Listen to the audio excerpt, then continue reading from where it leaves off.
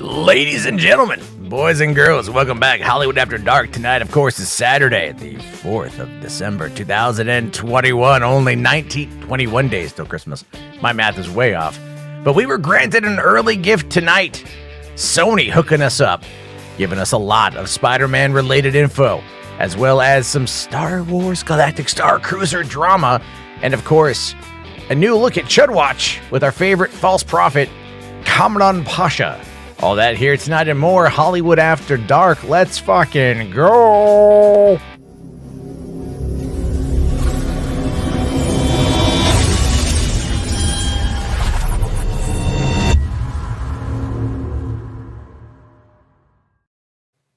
Hey, what's going on, everyone? How you guys doing? Welcome to the party. As always, it's a fun time here on Hollywood After Dark, a show that keeps on growing, much unlike my penis. I'm kidding. It's cold outside. But that is part of the jokey jokes here on the show. We like to have a lot of fun. I make a lot of terrible jokes, and I talk to you guys about the one thing in this world I love just less than my children, and that, of course, is movies. And I want to also I'm just going to pimp it real quick. Podio commentary coming back very soon. New episodes. Final Fantasy, The Spirits Within is going to be the first one.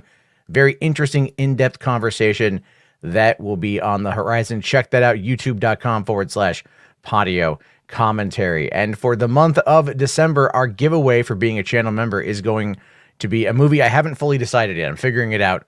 Let me know if there is a Blu-ray that you're dying to get your hands on that you might want to try to put in the window. I don't know yet. I'm trying to think. Anyway, with all of that out of the way, be sure to also hit that like Miss Minutes demands it. And remember that Gina Carano did everything wrong and that she also shot first. But okay. Tonight, again, a lot to talk about, a lot of fun things to go through. We're going to be diving into the Across the Spider-Verse trailer. We're going to be talking about Morbius, the Sinister Six, the villainy of everything going on, and Jen diving into some actually, not even Midnight's Edge. It's some other chud, but some more Cameron Passion nonsense, as well as a near 50-year-old middle-aged bald man crying over Miles Morales being once again in a movie. Once again, showing you that anyone associated with the Fandom Menace is probably just a boomer who can't any further see their genitals. And joining me tonight for the fun is going to be my friend, your friend, our friend. You know him, you love him, RJ. How's it going, buddy? Yeah, I'm doing pretty good, man. It's been kind of like another one of those Christmas morning kind of nights where we have like so much to talk about, you know? It feels like it. Again, I had said last night, I'm not going to stream tonight. I'm going to take it easy. I'm going to play video games. I'm going to watch a movie.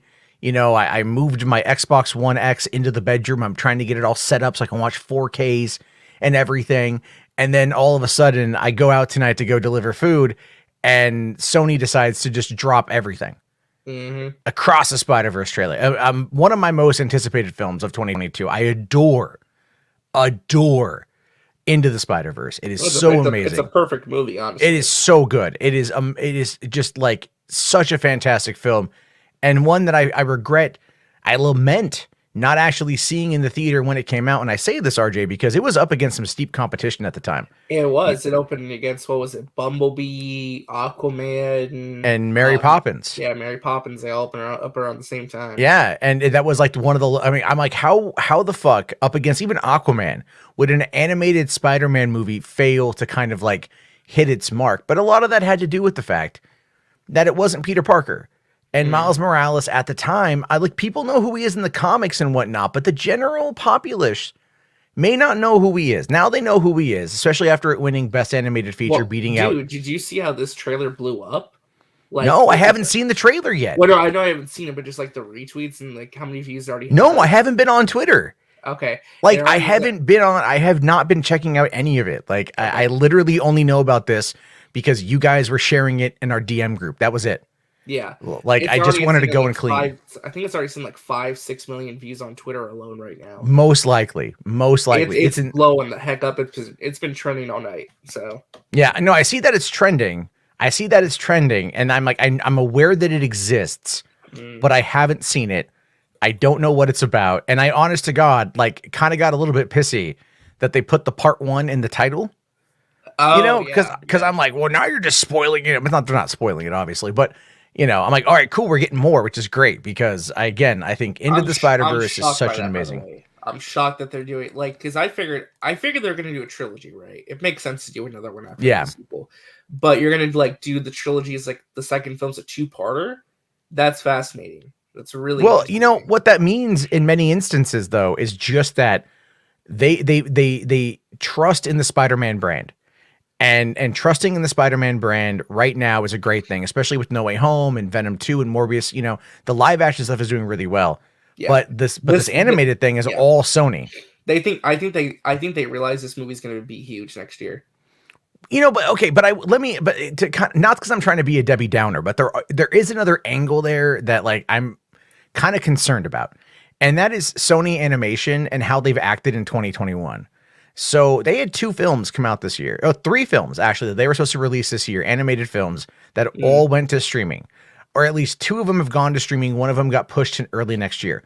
And earlier in this year we found out that The Mitchells versus the Machines, which was originally called, I think, Connected. Yeah, they changed the name, yeah. They changed the name when it got bought by Netflix and it got put over there. And that Great movie, by the way.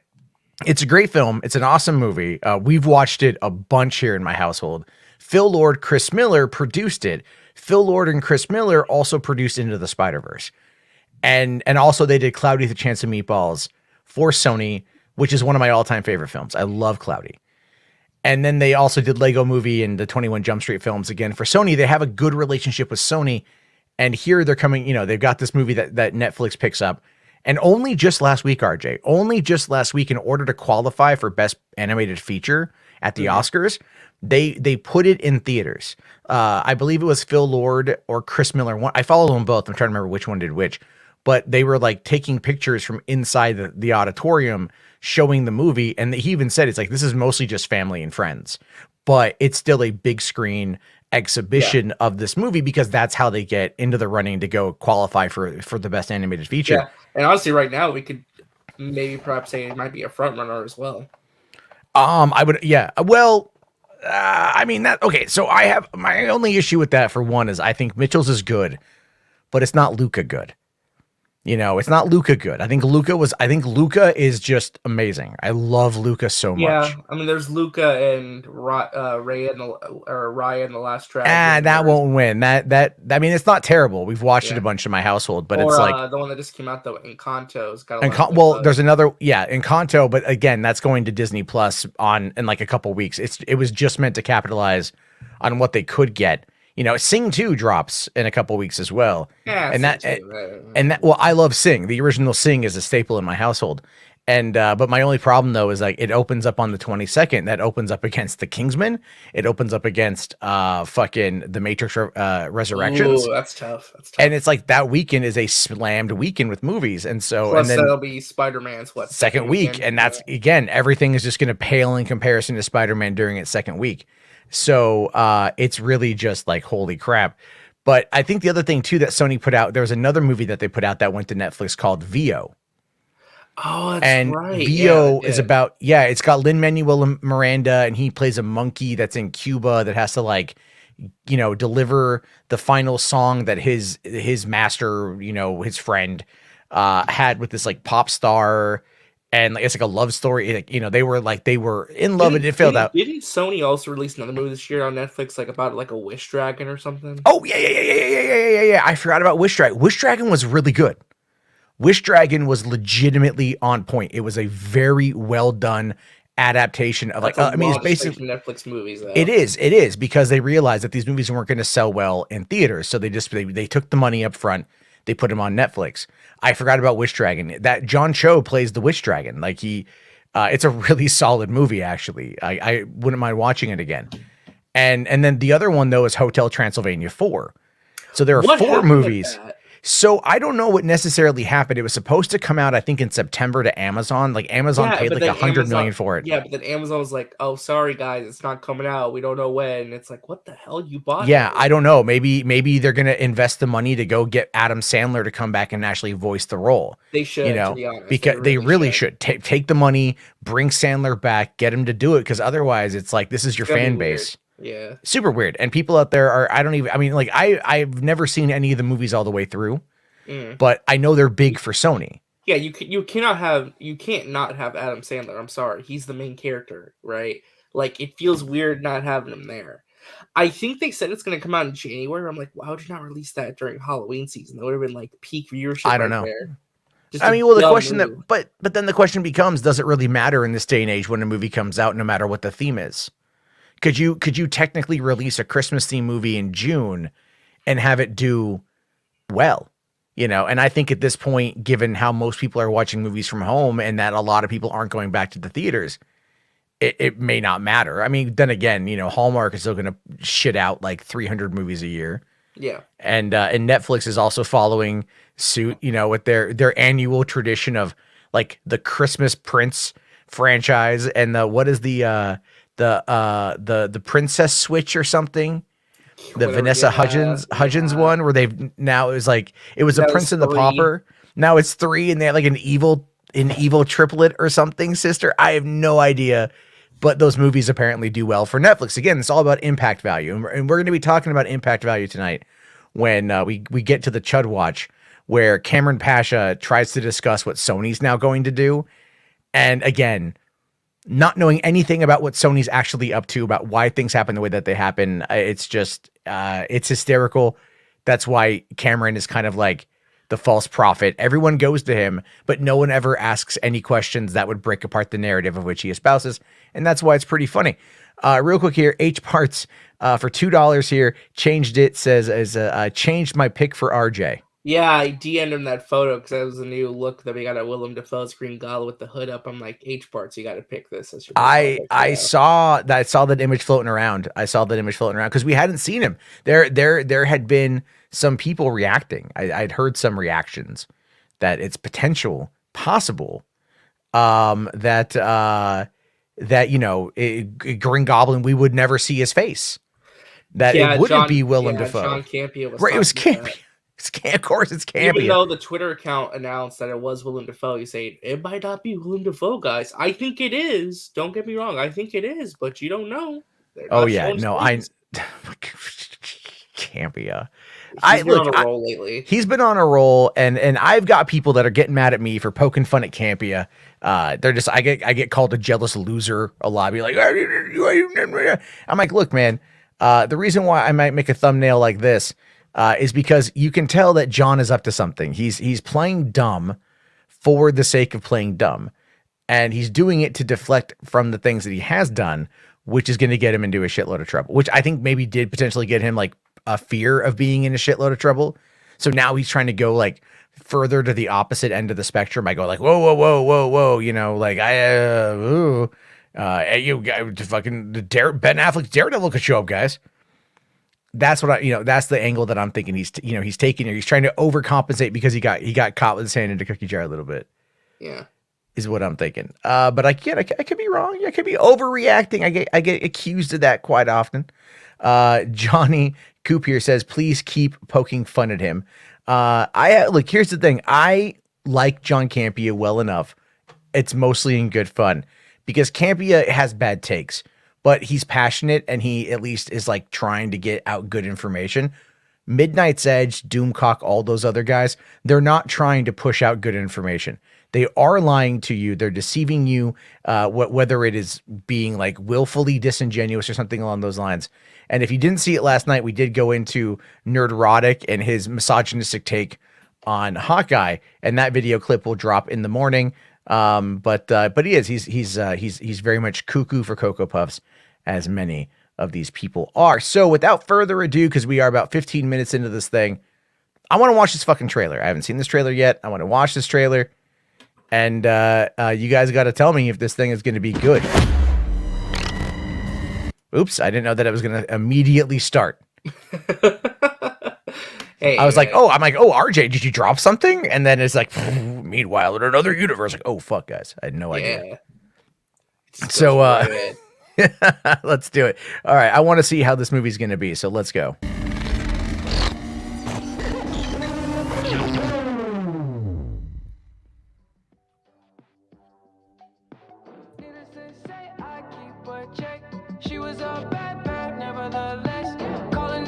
Post Malone, baby.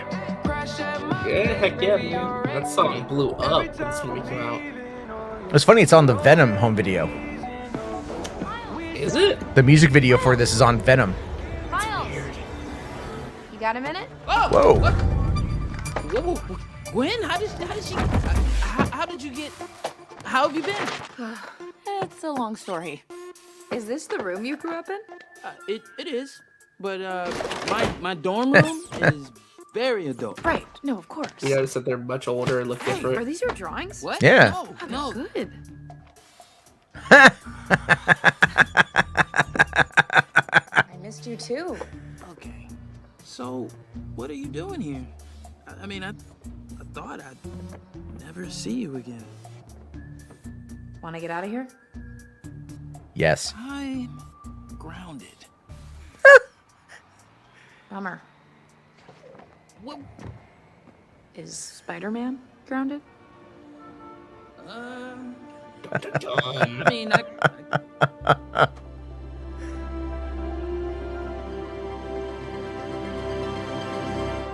Oh my god, I love it already.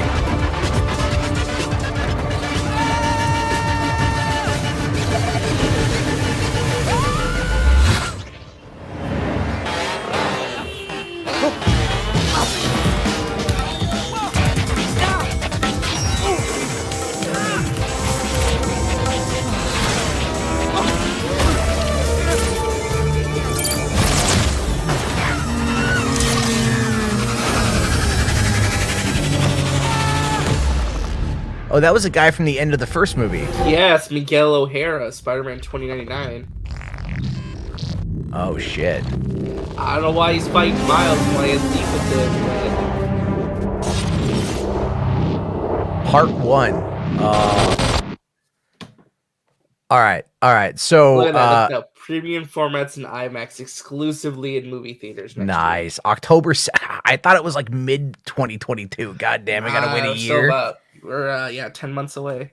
You know what though? As I've said before, the older you get, the faster time flies. I blink now, I'll be dead. You know, but I have to say, I'm so happy that they're back. I'm so happy. That is just So Lord and Miller did an interview with what was it, EW, saying old and new characters are going to be in this movie. Old favorites plus new characters like Jessica Drew will be in this. Obviously, Oscar Isaac's back as Miguel O'Hara, Spider-Man 2099. yeah.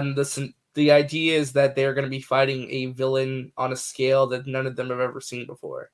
So, Okay. I don't know who the villain is yet, but it's a villain that threatens all of the universes probably. Yeah, I mean, and they're doing a part 1 and part 2, so they're setting up a massive story, which I really think is going to be great. I like this setup here. I like the animation. They definitely, it looks like they cleaned it up a little bit from the first movie. You can tell. I mean, for me, the first one, they definitely cut some frames in order to have a certain aesthetic to it. But I feel like they cleaned it up a little bit. It still has that element, but it looks like it's a little more refined. Yeah, it looks a bit. What I could use for it. But I mean, at the same time, the relationship between the two of them, it still feels like it's there. Yeah. Just that whole part when she's looking in the thing, oh yeah, I missed you too. Yeah. Just... And again, it's interesting because it's set up like it's right after the first movie, but they look older. She has longer hair with the pink ends. In the comic, she has a different outfit. He looks a lot taller. So I'm not for sure if it's redesigns or if it's there's some time that's passed. But I mean, he is definitely older. I mean, he is definitely a couple years older at this point. And so, but then, this is the whole thing here where he's still listening to Post Malone, which is cool. And yeah, I wasn't kidding. So what they were getting ready to promote the first one right at the same time Venom came out. So at the end credits of Venom in theaters, they played one of the clips from Into the Spider-Verse. And then on the Venom home video release, they had the music video for Sunflower. So that was a really, because I was given the digital code and I actually went through all the special features of Venom and that was on there. I was really surprised.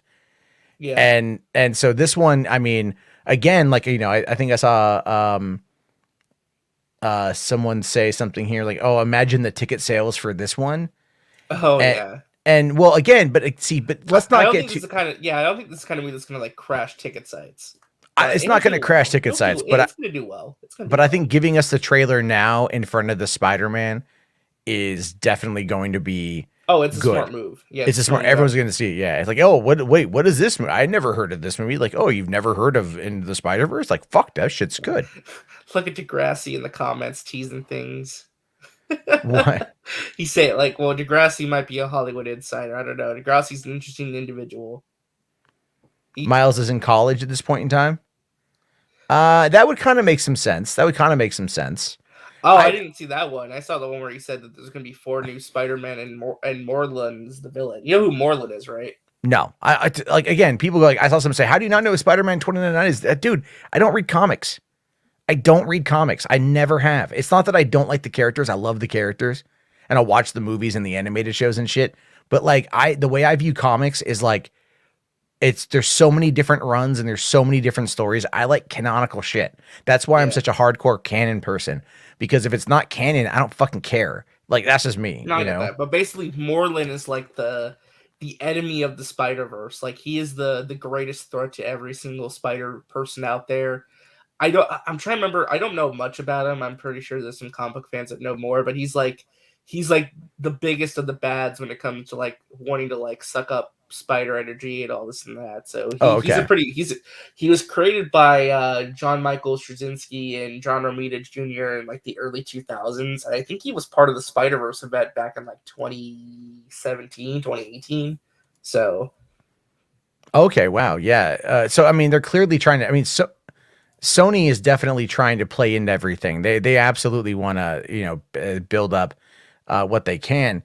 And the thing is, this is only going to benefit from being maybe tangentially connected, and how much you want to bet there's going to be a reference to this in Doctor Strange too, or maybe in this one.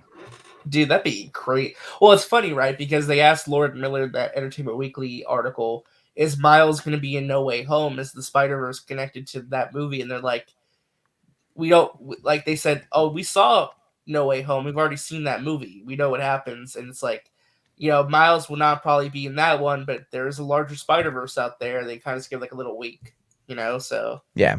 I mean, it's like I've said before, it's like Sony is such a bad place on their theatrical side, generally speaking, and they have been for years, that they need something like this to win. The only downside is how long animation takes to make. That's the only downside. They could probably figure out a better way to do it if they were, down the road, But again, I think like when they get into the Unreal 5, when that makes its way out to everything, as well as machine learning, I think machine learning is really going to help the animation process.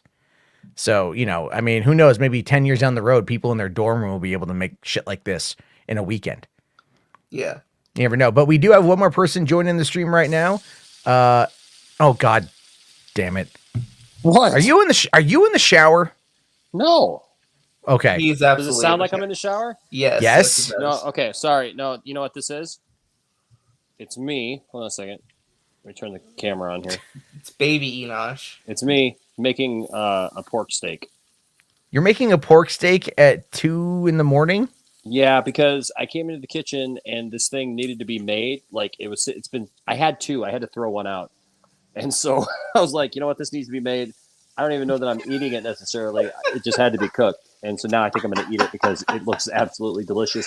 And I'm going to hope that it was okay because the other one was not. So.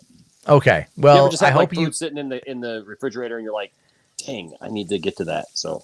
I'm like, I had issues when I was a kid. Like my mom was a single mom and wasn't always the best about that kind of stuff. Mm-hmm. And so as of now, I'm very much paranoid about like expiration dates. So I'm like, that's my ex-wife. If it's like, I'll look at something in the fridge. If it's like a day past when I feel it's good, I will just huck it. Like I'm like, I'll smell it.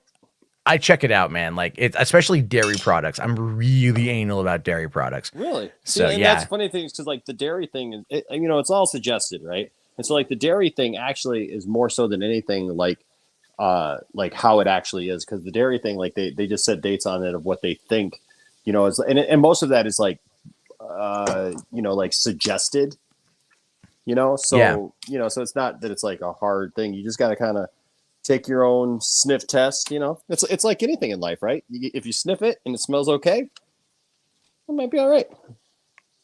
You know, Then again, it might not be. And then you might have you to know, just get a I've shot of gotten penicillin. food poisoning a couple times from places that I thought passed the sniff test. So Really? Okay. I'm like In-N-Out Burger. I got food poisoning from In-N-Out Burger in like 2008 Dang. and I no got 2009. Yeah, I got food poisoning from Burger King once, and I refused to ever eat there again. So Well, that's just Burger King in general. I mean, Yeah, like- I will say this though. I They hate got- their hamburgers. It's their freaking hamburgers. Their I don't know what it Whoppers is are about their them. Whoppers are goat. Their Whoppers are still goat. Like Whoppers No, still I is ate still. a Yeah, Whopper and I yeah, got I agree. sick.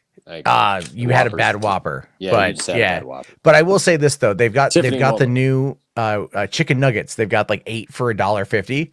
Mm-hmm. In my mind, better than McDonald's. Oh yeah. No way. There's Yeah. no way. Like McDonald's. Look, I like McDonald's McNuggets, but McDonald's McNuggets, like the Burger King ones, I'll be honest with you, they taste like real chicken. Like where the chicken McNuggets, it's like a chicken McNugget. I don't know what it is, but it's a chicken McNugget. It's slime.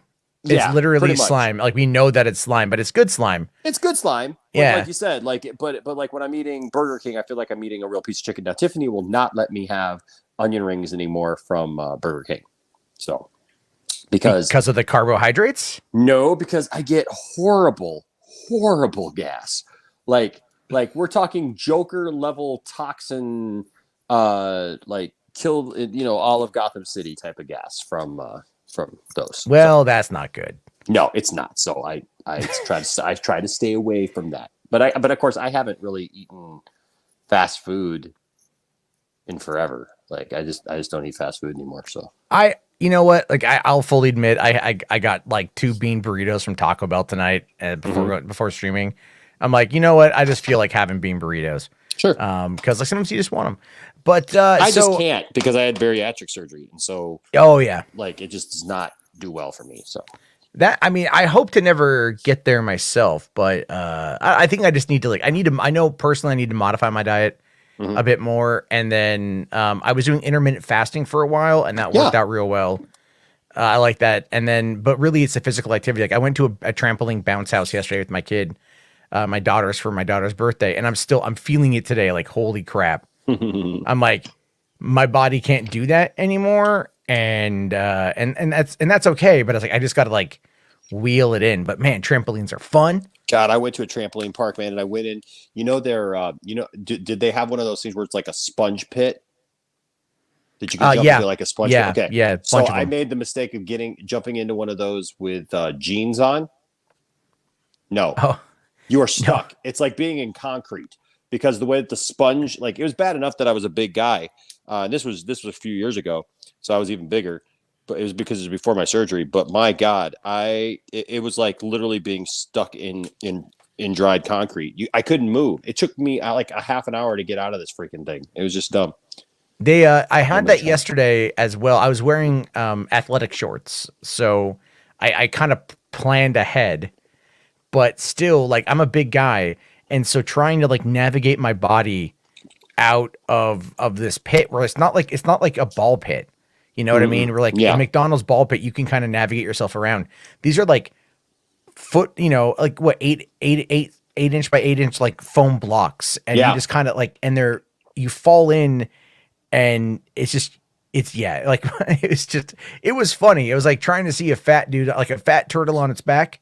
You know, like waving around, like but my kids had fun, and at the end of the day, that's really all I gave much of a crap about. Yeah. And it's only like $12 per kid per hour.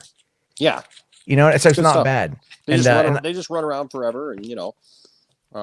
Oh yeah, no, my 2-year-old, she wrecked herself today. Like, all right, I changed her clothes today, and all the bruises from yesterday had popped up, like it because she's very rough and tumble.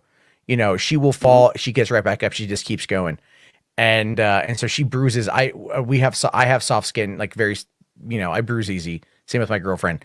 So she just looked at her legs. Just looked like she picked a fight with the wrong person, sort of thing. And but she's totally cool with everything. She fought me hard when I was taking her out of there. 2-year-olds have strength when they get pissed. Make no mistake. They might look fragile. They will mess you up.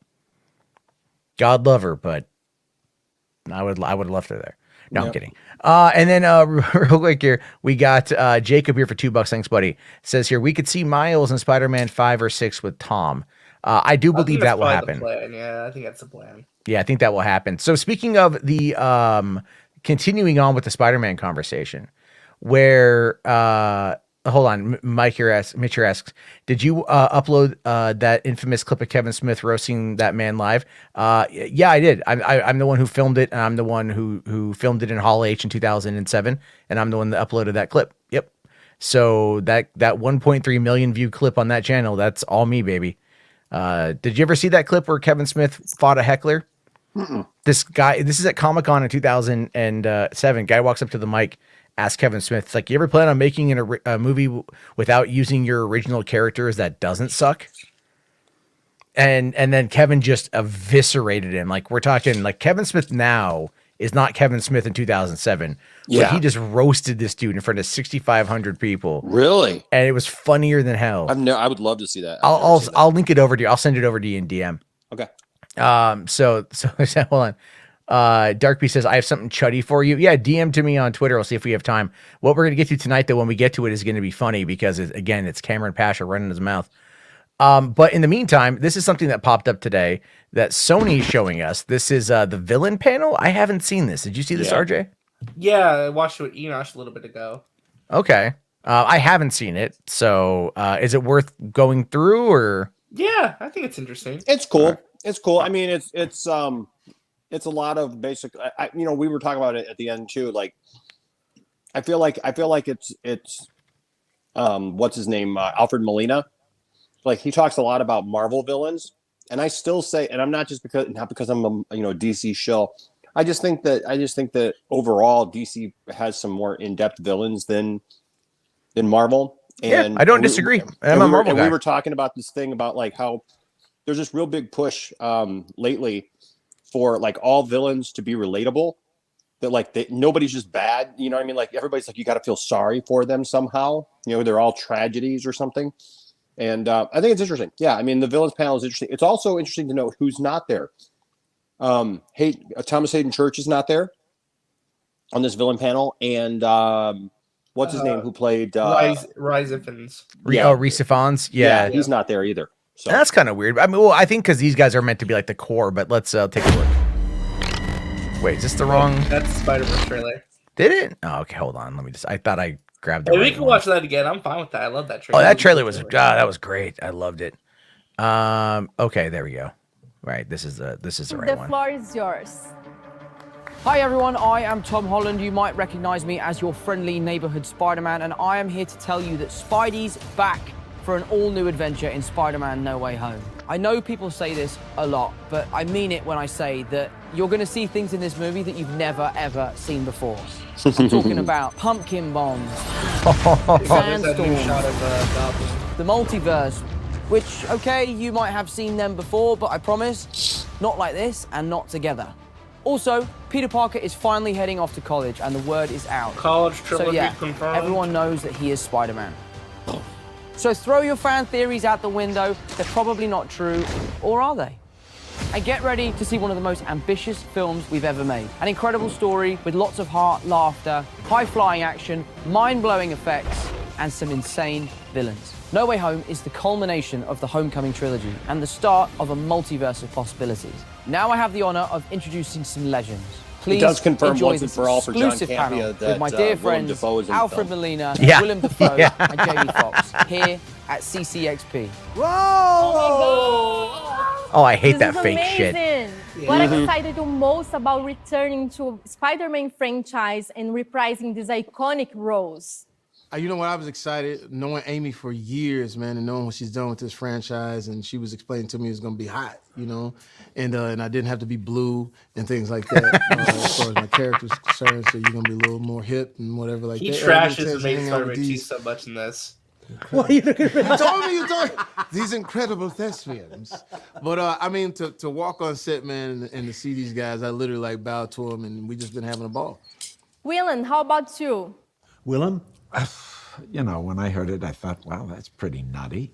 I got scared pretty good in the first film, but I thought, okay, they can figure out a way to bring me back. But it was really the pitch. And like Jamie, I know Amy's history. She walked me through it, and then John, the director, kind of pitched the whole idea before I read a script, and it sounded like a lot of fun and a good solution. And then when we went deeper into it, I liked the idea that I was returning to something that was same but different. It's a return to something I did before with that kind of history, but there's a spin on it. And that appealed to me. Alfred? I love that. For me, I it's just love about that. money.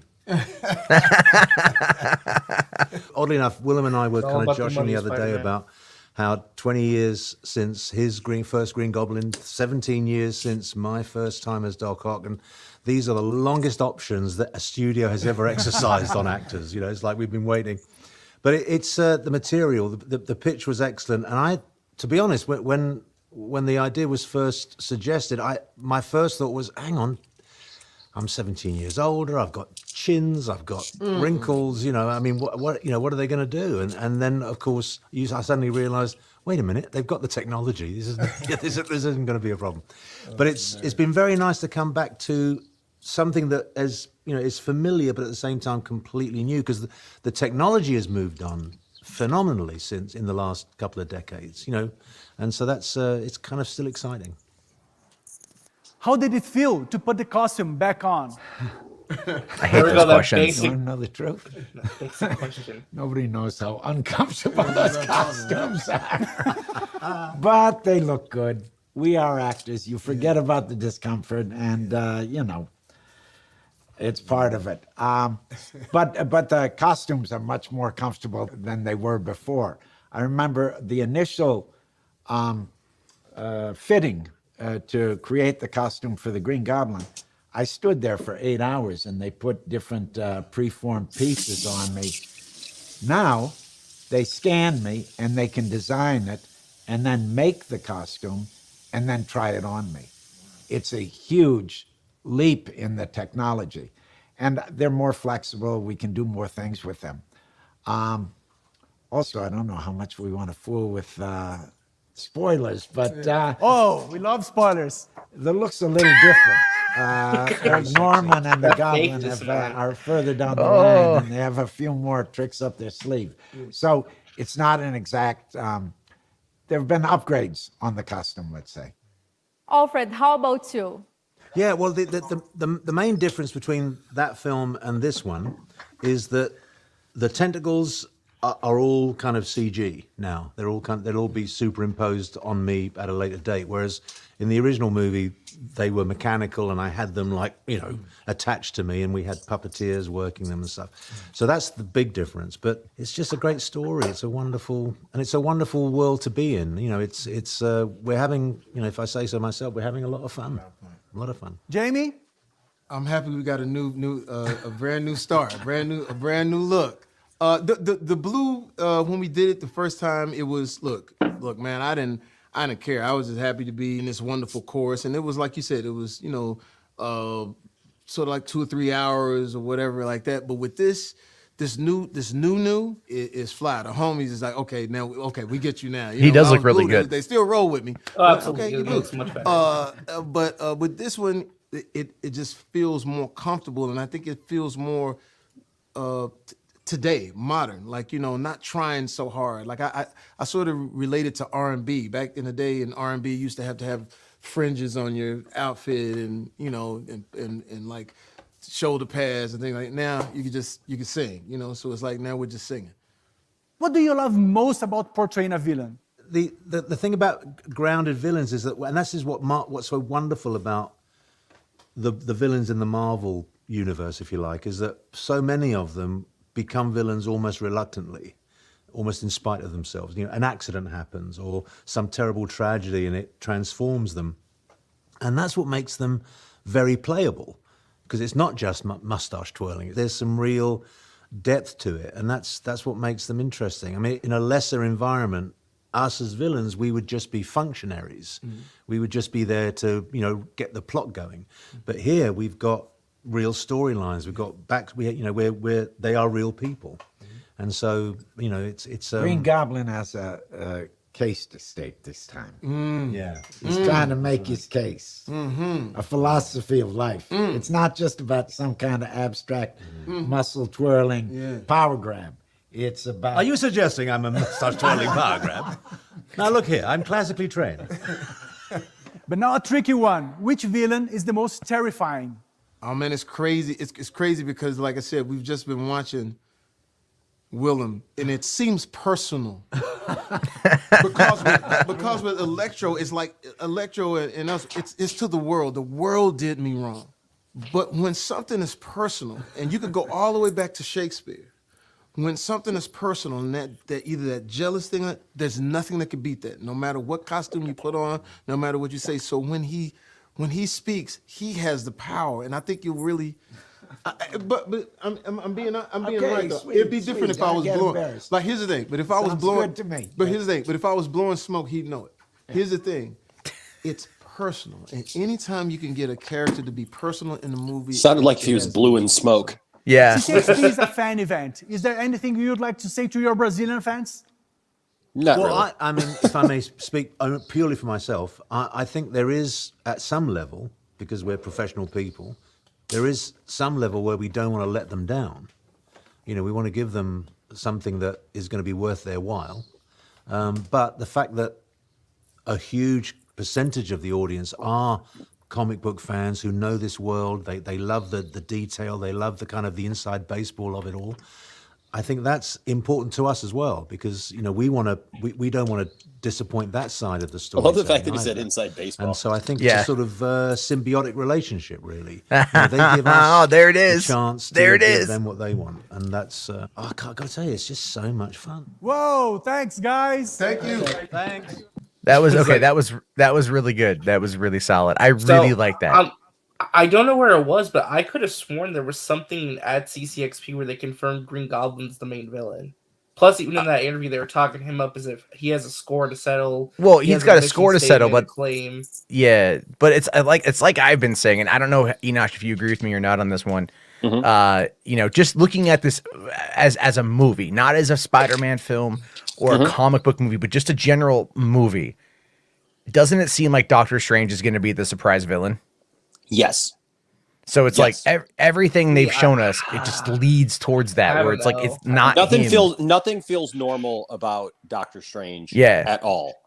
So they could be misleading us with all that, but honestly, that's how it feels. I agree with you. Yeah. So, you know, it's like, I think, because there's been like the Mephisto or Nightmare talk, and we've run that one into the damn ground at this point. For sure. And so there's obviously a lot there. All right. Okay. All right. Oops. I grabbed the wrong clip. I was trying to get to the Morbius. I have the scene here about the transformation, but I didn't grab the clip about his little behind the scenes, that Sinister situation. Okay. I will look for that then. Hold on. You know, I'll play the clip. I haven't watched this one yet either. I have not watched the Morbius clip because I'm really excited for Morbius. I really am. I think it's going to be a lot of fun, and I think it's going to be an interesting experiment. We got H Bart's here. It says, so happy they brought me back. Oh, and I think we already saw that one. No, he did. He's okay. I got that mixed up there, but thank you very much for that, H Bart's. Again, if you guys are having fun, there's 88 of you guys in here. If you guys want to smack on that while we check this clip out, that would be great. I found it, by the way. It's like 15 seconds of like the most important bit, but I cannot find the full thing. Scroll up in the DM group. I think Caden posted it.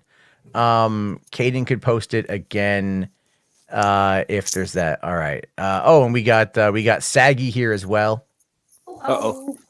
All right. So now we're gonna go really off the rails. No, I wanted to react to whatever the video you were going to show. All right. So we're gonna check out. This is a Morbius transformation clip. This could be my last chance.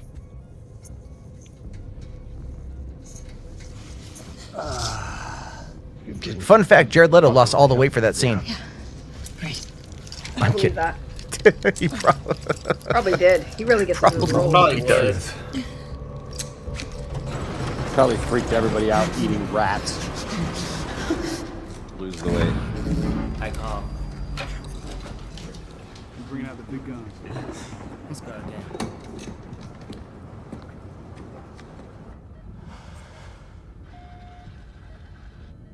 She's pretty. What actress is that? Olivia Rodrigo. Shouldn't Is be that? down here. I can be wherever I want, nurse. It's doctor, actually. You're still to help, just like me. Punch him in his dick. Get out.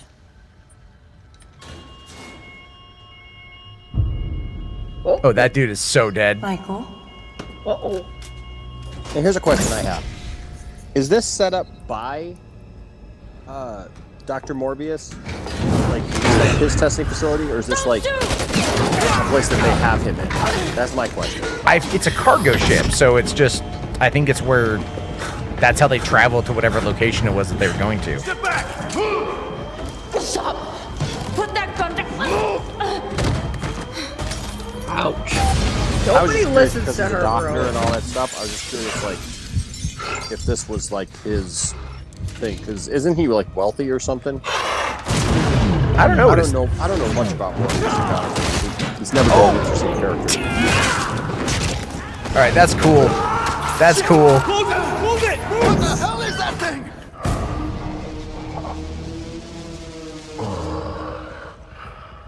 Whoa. He looks cool. He's like, I will be your hero, baby. Coming soon to Disney Parks. Fall back! Fall back!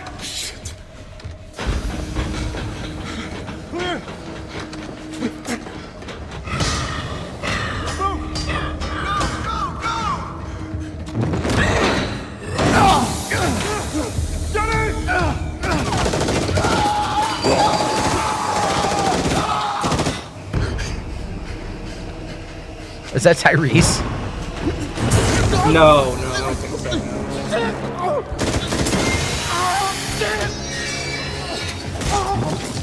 Oh no, I he's agree dead. with hating Nate here. Yeah, this needs to be R-rated.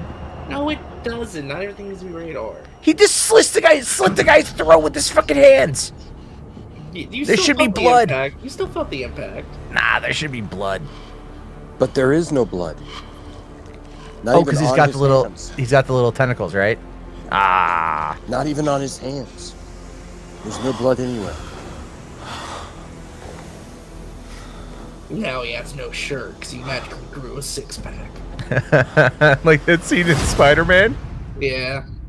All right, so look, I liked it. It looked okay. See, I liked it. I remember because now that I looked up, it's like I remember Morbius from the '90s Spider-Man cartoon, and he had a really good story arc. And I think the problem with the '90s Spider-Man cartoon though is that they censored it because he had like the suction cup hands and he drank plasma because he couldn't do the blood stuff, and like him drinking blood with his mouth, so.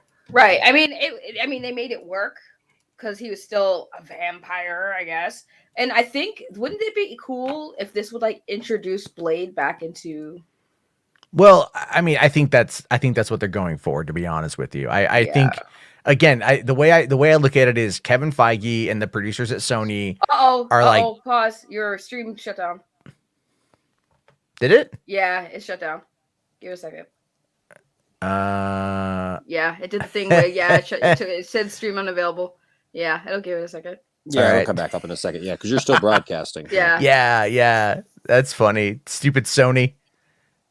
Let's see. They just cut. they just cut the stream. The vampires got us. Yeah, but I mean, like, I don't know how much of that. I didn't even think about that particular clip. Yeah, it's off the screen. You dipshits. Fucking just reset it. All right. I just got black bagged by Sony. That's all right. I find it funny that they get so many mads. Yeah. Hey, we watched all the clips though, pretty much. We watched all of them. Yeah. Well, there's still the only other one is the is that, and I've got that. Oh, okay. Yeah, okay. and I've got that one right here. And they're not going to worry about that. The Sony. I mean, I get Sony's going to Sony. I'm not too worried about it. All right. I just don't understand why they censor so many people who are trying to promote their stuff. Is that Anybody. Enosh? Anybody. Are you just not realizing that's Enosh? I didn't recognize his voice for a second. Hi, Enosh. Hi, Saggy. Hi. I mean, okay, there we go. We're back.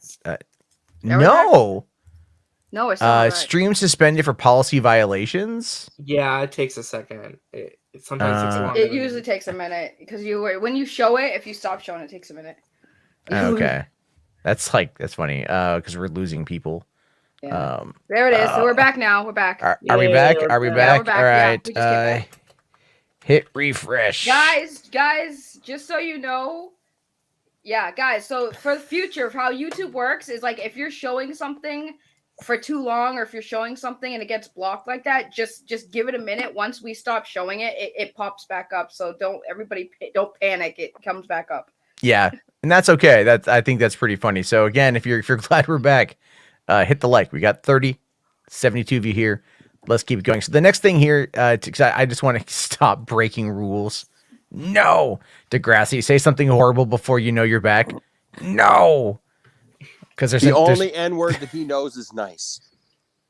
Oh my god! You know what's funny about that? Okay, so no. For a while, a bunch of YouTubers were trying to get around how to say the N word with an A ending, but without it getting them in trouble. So they created a new word. Instead of the G's, it's B's. Oh, yeah. Did you ever hear anyone say that? I've heard people say that a lot. Yeah, they'll be like, because it sounds like the A ending, but it's got B's, so it gets around all that stuff. So when I went to YouTube's training event at their headquarters in Los Angeles back 3 years ago, they showed us a PewDiePie video, and he said it in the video. He said "Nibba, please," and I knew what it was. And like, I keep in mind, this is like YouTube has as you know, total PC that they are, you know, and I'm like, you guys don't even know what you played.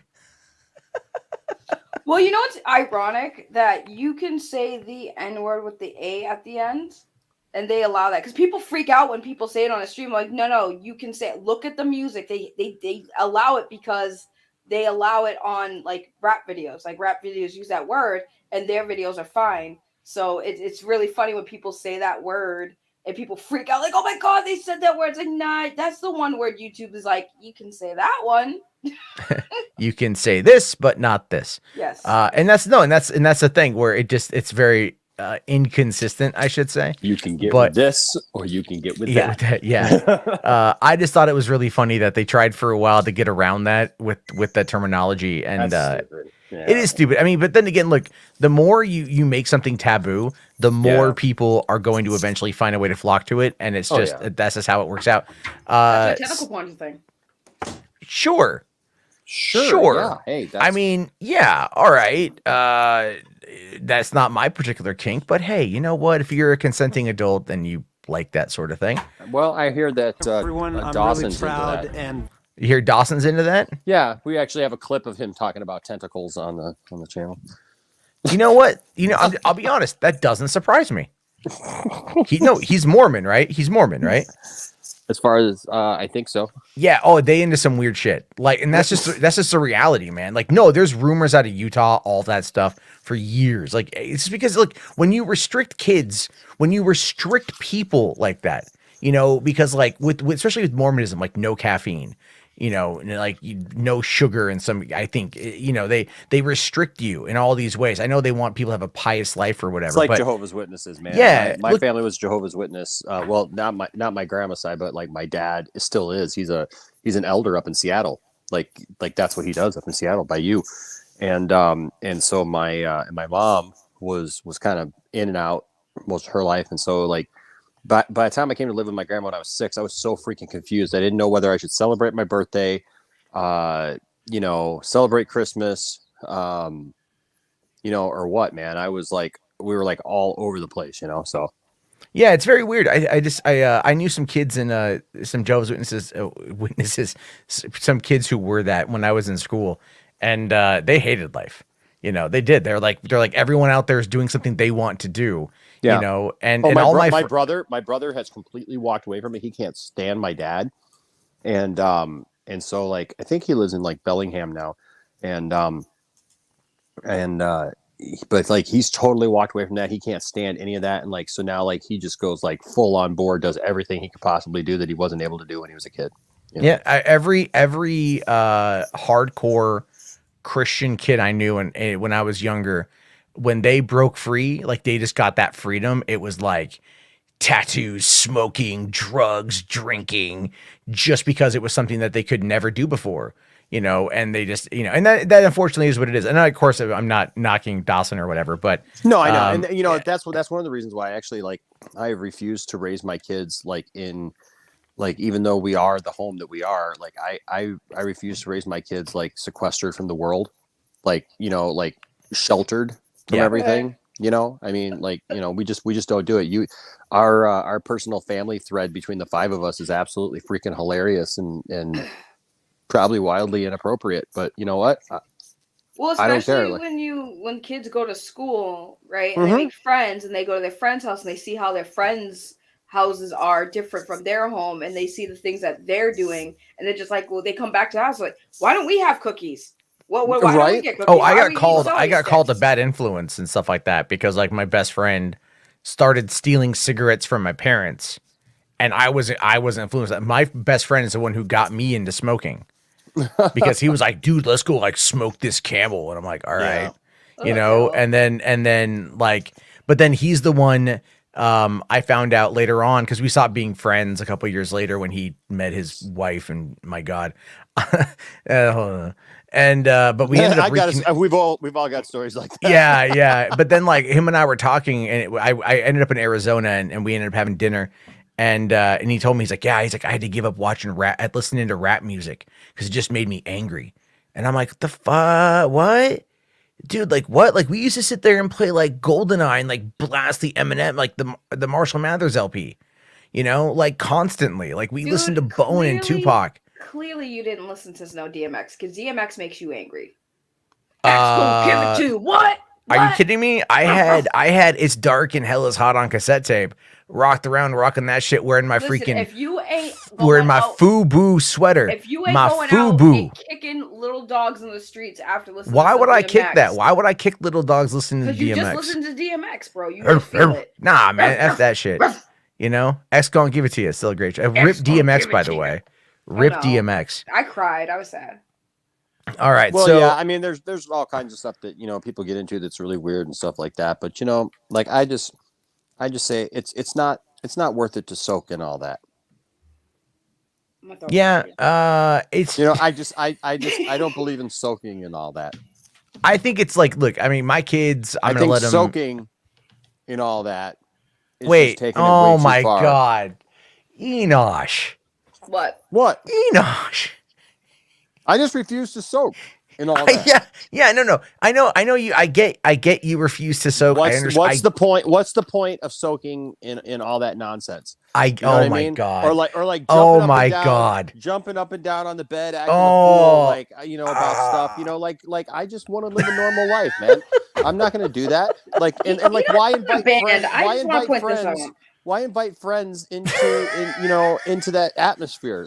I refuse to soak in all that negativity and invite friends in to jump around with me and just and have me doing stuff that acting like he wasn't a wild kid growing. He had his wild moments. Saggy right now having everything fly right over her head. Oh my God, Saggy's not getting it. What happened? Do you know what soaking is? No. Okay, so oh God, all right, hold on. Let me take Jared Leto off the screen while we sit down as we cross into the hour-minute mark here on the show. So Saggy, when you are a Mormon youth and you have urges, of which all people do, but it's a sin to engage in the act of procreation without being married, and so there's a solution that people have found, almost a workaround, if you will. And so what they decide to do is this thing called soaking, which basically is the female will lay there naked, the male will lay on top of her, and then insert, but not move, lay very still because Christ is watching. Hold on, we're not done yet. So then he lays in her, soaking her up, right? Just kind of enjoying it, and then a friend will be on the bed next to them, and they'll start jumping like it's a fucking trampoline. And the point is that it's meant to inadvertently cause the thrusting reaction. So they can technically have sex without angering their sky god. What the fuck? Why do you guys know these things? Because I know people who've engaged in it. See, I don't know anyone who's engaged in it personally, Did but you make some babies by jumping on the bed? Dude, I'm not Mormon, first of all. Well, I didn't say you were the one soaking. I figured you'd be the one jumping. I'm not really into jumping. I'm more into just watching if I have to. Okay, Oh so God. so anyway, about that Look, if I'm Jared going to Leto exert fight. that much physical activity, my God, I'm going to be a part of it. So Forget back that. to that Jared Leto, back to Morbius, because that was very interesting. What Can we was get Jared back to Leto? Everybody, Morbius, look, everybody's please? got their own thing. And look, I don't say that as a knock to Mormons even because look, I had lots of friends, man, growing up that engaged in all kinds of weird stuff to try to like figure out workarounds for stuff. And I'm just like, dude, what's the point? Like Okay. God, like if you believe in God, you think if your God's that stupid, where like literally you've got a workaround plan that like if I lay here with my penis inside you and somebody jumps on the bed and causes us to bounce up and down, that like that like that's okay. Like then you know what? That it really isn't worth it really isn't worth all the time and effort. I just want to point out for once, guys, I'm trying to be good, and for once this wasn't on me. So I'm sorry, but I'm not apologizing for this one. This was all Enosh and all Matt, and no, I don't know why people are expecting me to know what other people in religion and cultures do for sexual activities or not sexual activities. Look, stop I don't making know. us soak in all your negativity. I'm gonna throw punch the shit out of you, Enosh. You are getting karate. That's probably part of it. chopped. That's probably part of it. Like I'm once karate you're chopping the done- shit out of Enosh. When I meet Enosh, I'm not gonna hug him. I'm gonna freaking throw punch the shit out of him. I'm gonna be like, remember that time on the stream you had to teach me about soaking? This is for that. Throw punch. Oh, we haven't even talked about docking yet. Oh dear Lord. Space docking? Yeah, Space docking. Can we Right? not? Jared Leto, Yeah. what happened with that? What's the one where you do the thing into a condom and freeze it and then use it later? What's that one called again? I don't know what that one's called. I've heard of it, but I don't know what it's called. I can't remember what it's called. It's like the frozen something or another. The weirdest one though is a Blumpkin.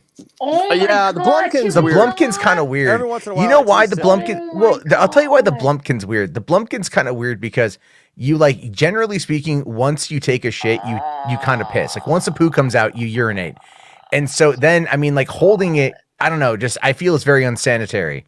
Jarbo, And you're gonna get fucking throat punched too. I swear to God, you're just gonna get throat kicked. I'm not even gonna punch you. I'm gonna fucking kick you. I'm gonna make sure you're low enough. I'm actually gonna trip you first by taking out your kneecap because I'm short as shit, and I'm assuming you're taller than me. And I'm gonna fucking like roundhouse kick your fucking throat for making me listen to this shit. And everyone always yells at me for derailing, and I'm not doing it this time. And I'm being subjected to some crazy shit I didn't need to fucking know. Okay, I don't want to know about soaking, Blumpkins, or frozen fucking fucking filled friggin' We're condoms. trying, guys. We're trying. That was docking. Hold on. Yeah. Seggy. Here's the thing with that though. What was that video clip you sent in the DM group the other day?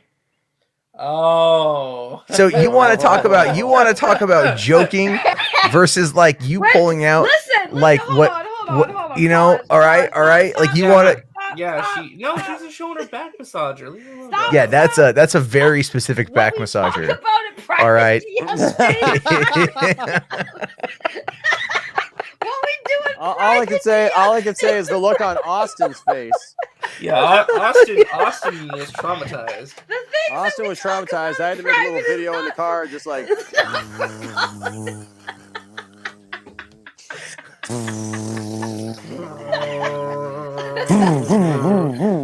Okay, so because Jarbo wants to listen, okay, so I was trying to throw shade at RJ. Pause. I was trying to throw shade at RJ and talk about how I didn't need him because I had a vibrator, so I showed them. Why are you talking about this? We moved on. We moved on. You're exposing yourself. It died. What? I have a vibrator? Who cares? I'm a fucking human being. I have needs. You don't think I fucking get off? Okay. You want to know? You want to know my most traumatizing thing as a kid? I get off. We my family house sit for somebody, for an old lady that we knew, like an old lady. I'm talking like 70s here, okay? And we stayed there. This was a very religious woman, very very private, very serious woman in her life. She was unmarried. And when we stayed What did there, I come into? They Saki has asked the same question. She had this bedroom. She had this bedroom with like all these movies and stuff like that. That was the first place I ever watched Indiana Jones for example. Like we stayed there for a week, and she had like a whole VHS collection.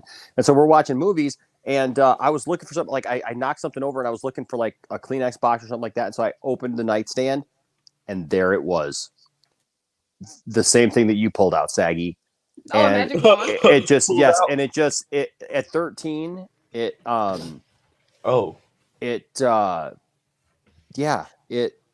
damaged me in ways Magic to think Wands of existed back then?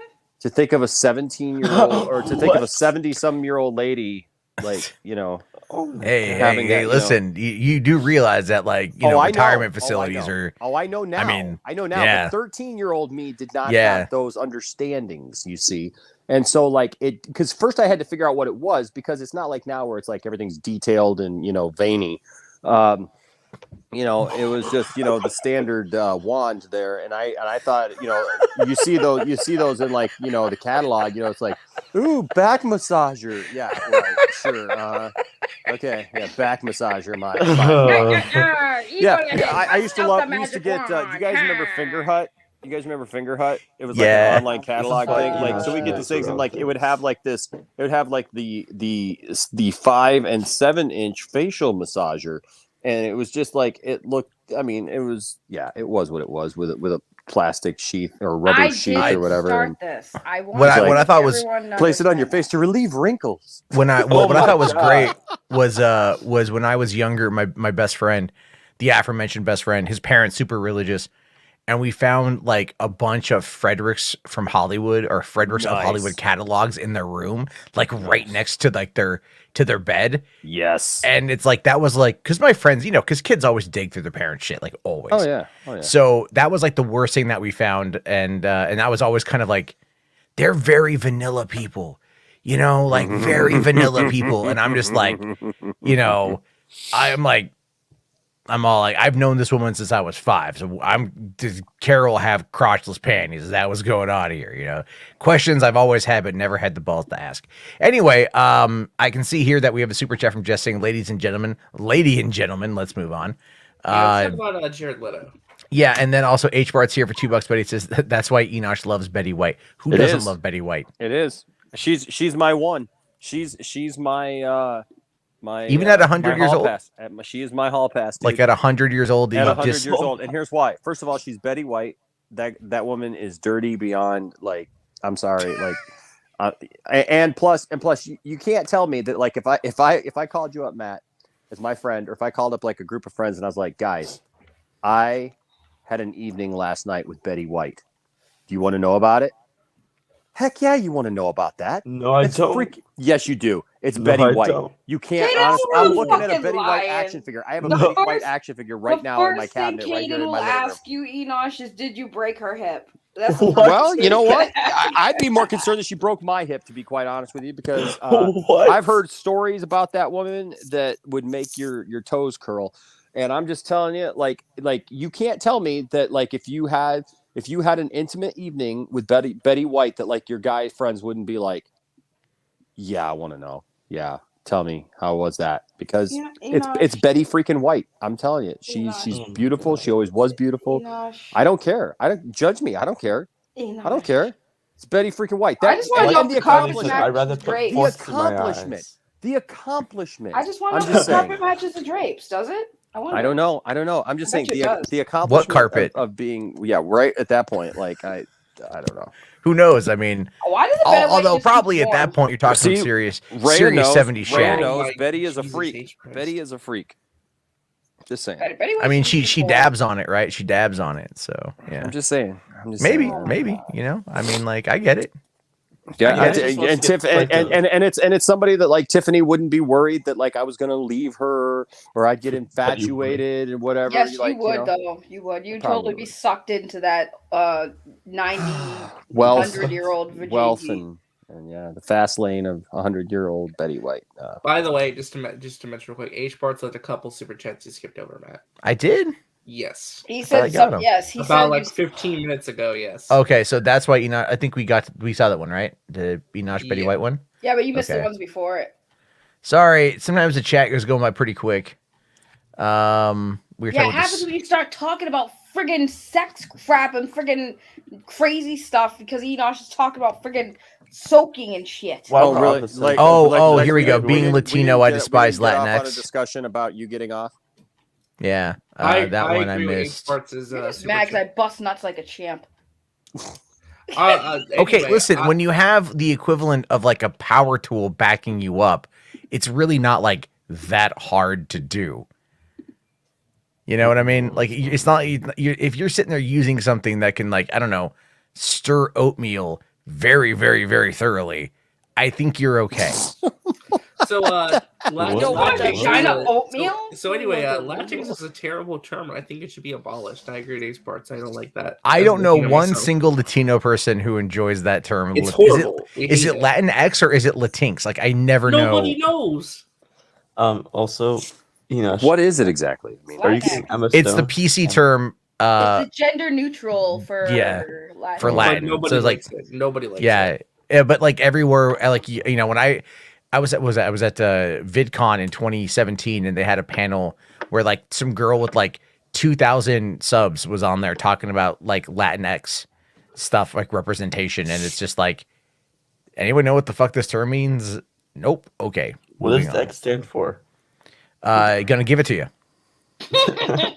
It's like the equivalent of people saying it should be X people, not X men. Yeah. So what were you saying sure. about Emma Stone? What were you saying about Emma Stone, Cade? Emma Stoned? Yes. I would Franco'd? love to get Emma stoned. Better than getting Franco'd. It probably is. I'd get James it, Franco'd. How about we get Leto'd? Because this apparently is like it gets into some serious stuff. You want to be Celto cult? Yeah, I sure. want to Go get Leto. soak. I want to soak Jared Leto. Oh, what? Oh my god. Okay. I'm really proud and I'm just playing very it. Fuck you excited all. to be introducing you to the character Proud and of excited Morbius to get today. stoked. When this character came my way, the idea of bringing such a unique personality fully to life on screen for the very first time really got my imagination going. And I absolutely love when a character goes through a powerful transformation, like you'll see in this film. So imagine being somebody who wants just more time. Someone who uses their brilliance to hunt for a cure for a rare blood disorder that threatens to shorten their life, and instead finding something completely beyond your wildest dreams or nightmares. Morbius is, and always has been, a really standout persona in Marvel lore. He appeared first as an antagonist in The Amazing Spider-Man in 1971, and eventually evolved into more of an anti-hero. For years before that, Marvel was actually forbidden from using characters considered more on the supernatural side, so it was a really big deal when Morbius finally made his debut. He was part of a much darker turn within Marvel, one that, fortunately, fans fully embraced. After all, everyone loves a good monster story. In the film version of Morbius that we're bringing to you now, he's also a part of a much larger universe. If you've seen the last Spider-Man No Way Home trailer, you know the multiverse has officially opened. And It has? there's all kinds of opportunities for villains to meet up, thrive, and maybe even No nurture way. Wow, the stuff more I didn't realize. sinister intents. That's all I'm going to say for right now, but let me leave you with an Yo, did he What? really just say that? Yeah, he really did just say He that. really Yeah. just said that, bro. Yeah. Like it's like wild the clip of Well, both. that's how they led. That was what they played before the clip started. Like they're setting this movie up as basically the precursor to Sinister 6. Like that's what they're building up all these movies for. So, and again, they keep mentioning the MCU connection as well, right? Because They said- no, they need to. Well, it's almost like the Sonyverse, as I've been saying for over a year and a half now, is going to continue to be adjacently connected to that franchise. Like So it's if you listen to what he said at the end of that, he said things that were that popped out to me. He mentioned if you've seen that last No Way Home trailer, or so I obviously he's basically implying that there's going to be a what the heck was that? There's going to be a connection, obviously there. Okay, bye, Enosh. And then when he says the Sinister stuff, like, yeah, everything is clearly gonna. We'll probably find out a little bit more about that. I guarantee you. I bet you the end credit scenes for No Way Home is gonna involve Morbius. Most likely because the movie comes out 5 weeks later. Yeah. So I mean, They're it just gonna seems to have make to. the most amount of sense. Yeah. I mean, look, I'm excited for it. I want to see. I've long said that I feel like Sony exploring the darker side of things is going to be a lot more fun. And as much as I love Marvel and I love the MCU, I like going off in those directions as well. But it feels like it's part of something rather than it's just like a dog chasing his tail, which is what Warner's is. Well, I feel like Morbius, it's the movie. Like, I kind of agree with Jarbo because Morbius they're going with his old school. Like, he is a vampire. He kills. He sucks blood. He drinks blood. He's a monster. So I do agree with Jarbo that Morbius should be an R rating, just so that we can get that full experience of that savagery in that character. But I also think, like, if they're going to connect Morbius with Spider-Man, obviously, because Spider-Man's not that dark and gritty, they would obviously have to tone it down. So I think if they should go with the R rating with Morbius just for his standalone movie, kind of like how they did with Deadpool, and they're going to bring Deadpool into the MCU. So and obviously they're not going to have a rated R, have him be rated R in those movies. I disagree. But because How are you H going to Bart's right. disagree? Says RJ, take the L, Morbius and Blade rated R. But let me ask you this: They don't need to be rated R. Do you think that the Punisher can be toned down? Blade has to be rated R. It just has to be. RJ. It can push the limits of PG-13. But it doesn't have to be Exactly, rated R. Caden, exactly. No, because these are. You don't need to show vampire they- blood. You can just have them like in the Morbius movie. They've and done it in comics and they are cartoons originally before. dark and vicious. Like, they literally, like Jarbo said, he literally slit the dude's throat open. Like, if you're gonna show that level of violence, you might as well go all in. Why would you show that level of violence and just be like, we're gonna show in comics and cartoons, they've done it before where it pushed the boundaries of PG-13 just fine on its own. And also, I think with, we saw Morbius, a vampire, kill humans. We haven't seen a half-walker kill vampires. So we don't know what vampires look like on the inside. He's a vampire. I think it's weird that the two younger people on the panel are just like, we don't need blood, you guys. Right, like because it's an over obsession with the rating when people should be more concerned about the story itself. No, look, I think the story is paramount, but I think also sometimes it's like certain things, I'm just saying, I think there's an over obsession with the R rating. RJ, because if we want it more adult, right? So we want a more mature story that's dark and edgy. But you can have a more mature story in a PG-13 context.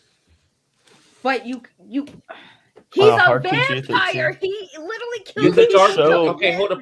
Did The Dark Knight need to be rated R to be a mature adult story? No, but RJ, sometimes when it comes to these movies, like we like the heroes. He's an anti-hero. Anti-heroes do bad things. They've done anti-hero movies that were PG-13 before. RJ, I'm just saying. I'm just saying. PG-13 is just fine. Just tell a good story. They are. I'm a throat punch you. You're getting throat punched. They're for being and then we're gonna rate. And then we're gonna rate it R. We are gonna give you a rated R throat punch, RJ, and be like, yeah, rated PG-13. You're never getting an R-rated movie in the MCU. You're not gonna get an R-rated movie from Disney. No, you're just not. You're not. Yeah, well, from Disney you won't. Accept that, from Fox you will, or from 20th Century Studios you will. Yes, and that's the whole point. We don't know if Blade is being produced through Buena Vista or through 20th Century. Most likely Buena Vista. But Deadpool Deadpool is going to be doing that. Oh no, he didn't. What? Sylvester Stallone posted on Instagram. Yep. He had a hat. Yep. A QAnon hat? Yep. Oh no. Oh my god. Yep. Sly. What? Yep.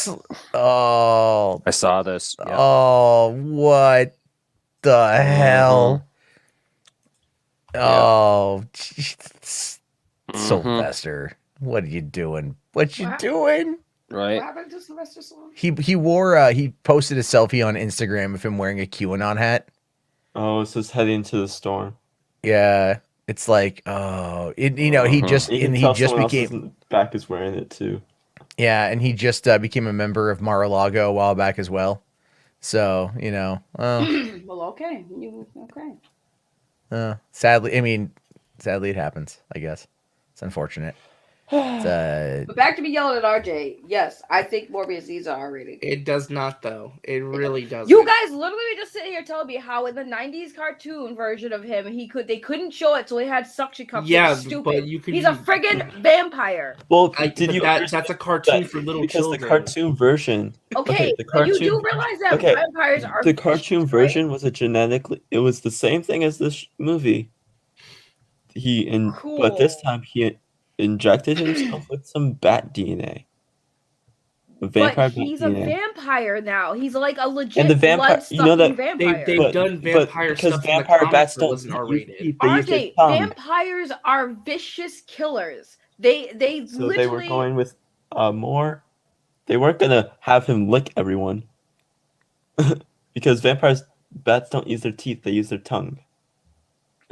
So they put his tongue on his hands. Little suction cups. The only exception to this entire rule is Punisher. You could never do Punisher in PG-13, unless it's a story where he purposely you don't show. Why? Him Why can't you? That Why makes no can't you? sense. You should be able to do that. You don't have to show all the killing on screen. You can show that he blows stuff up and kills people. No, same fallacy. Same fallacy. No, Right, I'm saying Punisher is hold on. just I'm as saying it vicious depends as on the story. Morbius. No, RJ, it's not. yes, It's not even remotely close. He literally Same exact- slaughters It is people, not even dude. remotely close. We just seen the scene where he slaughtered an entire he literally like eats people, army. Right, like you like can't- devours them. Right. Right. So how can you say that like Punisher, shooting somebody or something like that is even like somewhere like on the same thing as like literally eating somebody? That doesn't make any sense. Like going for their jugular vein and sucking the very blood out of their face and neck. I'm just saying, I think the obsession with the R rating is ridiculous. For example, remember the Die Hard movies? What was the biggest complaint about the fourth one? It was PG-13. Oh my gosh, it's PG-13. Oh yeah. Ratings don't make a good movie. The fifth one went back to being rated R. Okay, but RJ, here's the problem with that logic. Were the movies before that rated R? Yes. So then that's why they were watching a rated R movie, so they expected a rated R movie. And technically, you can get the unrated version also on the home video that has all the blood and swearing. But so they shot point it is for ratings R rated, don't make and a then movie, they cucked out. That's a bad And they- comparison, RJ. Because if the movies before that were rated R, they clearly were making rated Yeah, R but you movies, understand and the to point. change Okay, it in the middle that's of the not the story point. is The dumb. point I'm trying to make is that ratings don't make a movie better or worse.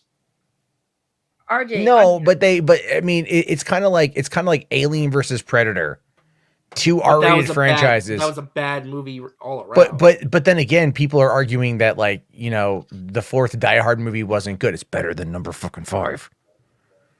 We don't talk about number 5. If they wanted to make an Alien versus Predator movie, PG-13, as dumb as that but hold on. Good movie, nobody would Do care. you understand the concept of the MPAA? It is a literal bullshit organization. Oh no, it is 100%. It is. I mean, it is absolutely draconian in regards to how it dominates Hollywood. It's a horrible And organization. the ratings are there for a reason, and it's not about just what makes the movie better or worse. The ratings are there because if somebody wants to tell a story and have this character be very like a murderous, crazy person or killing people, and it's not suitable for children's eyes, and they feel like it's not suitable. That's it. So that's what I'm saying is that this character is meant to be a monster. Let me ask you this then: if the director's vision for this movie is for it not to be rated R, then don't we have the right to just see the movie for what it is, to be like, okay, they didn't want to be rated R? Here's the reason why I'm theorizing they're making it PG-13, right?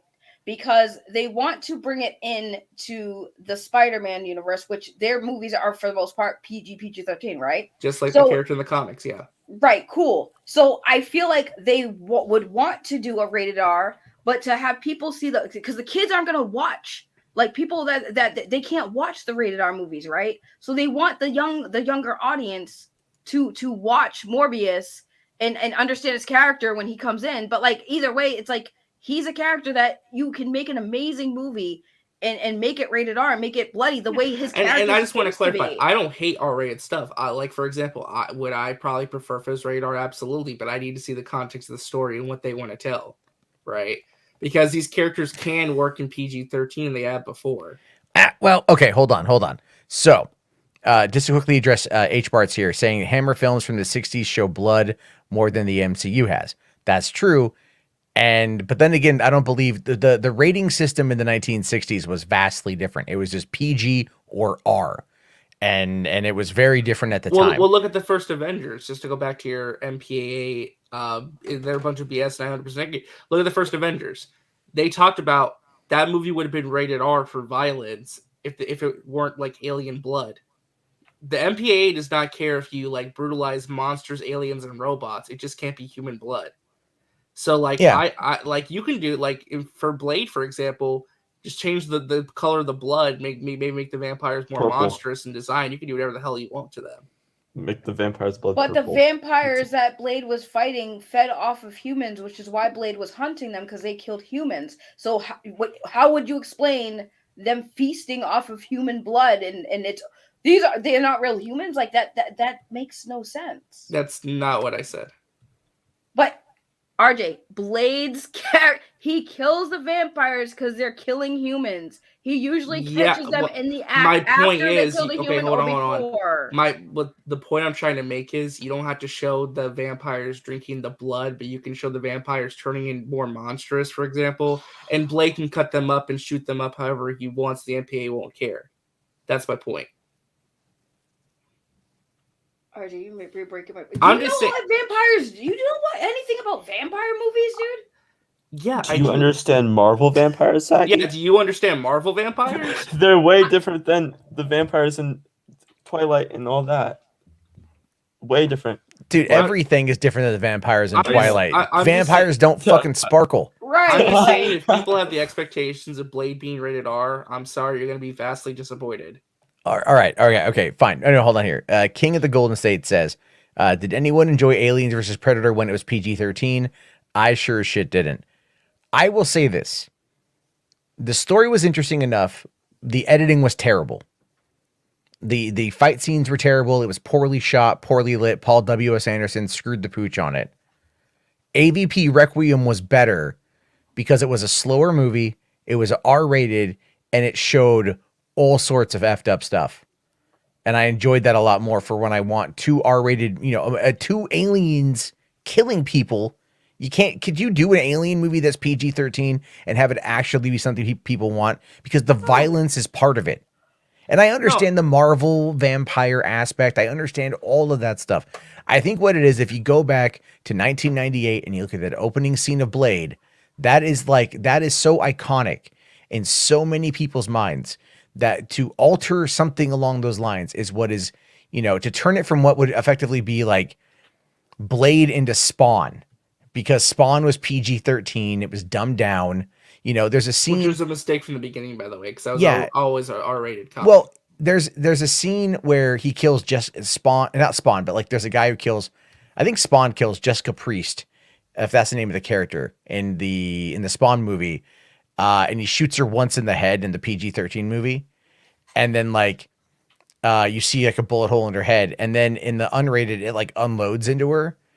And then it's still just the one bullet hole in the head, it's just, I don't know, like all that crap is terrible. But thank you for that, King of the Golden State. And then we've got one here from Jess, $5 here. It says, do you remember how R-rated movies, they had kids toys where kids can't see it? What do you mean?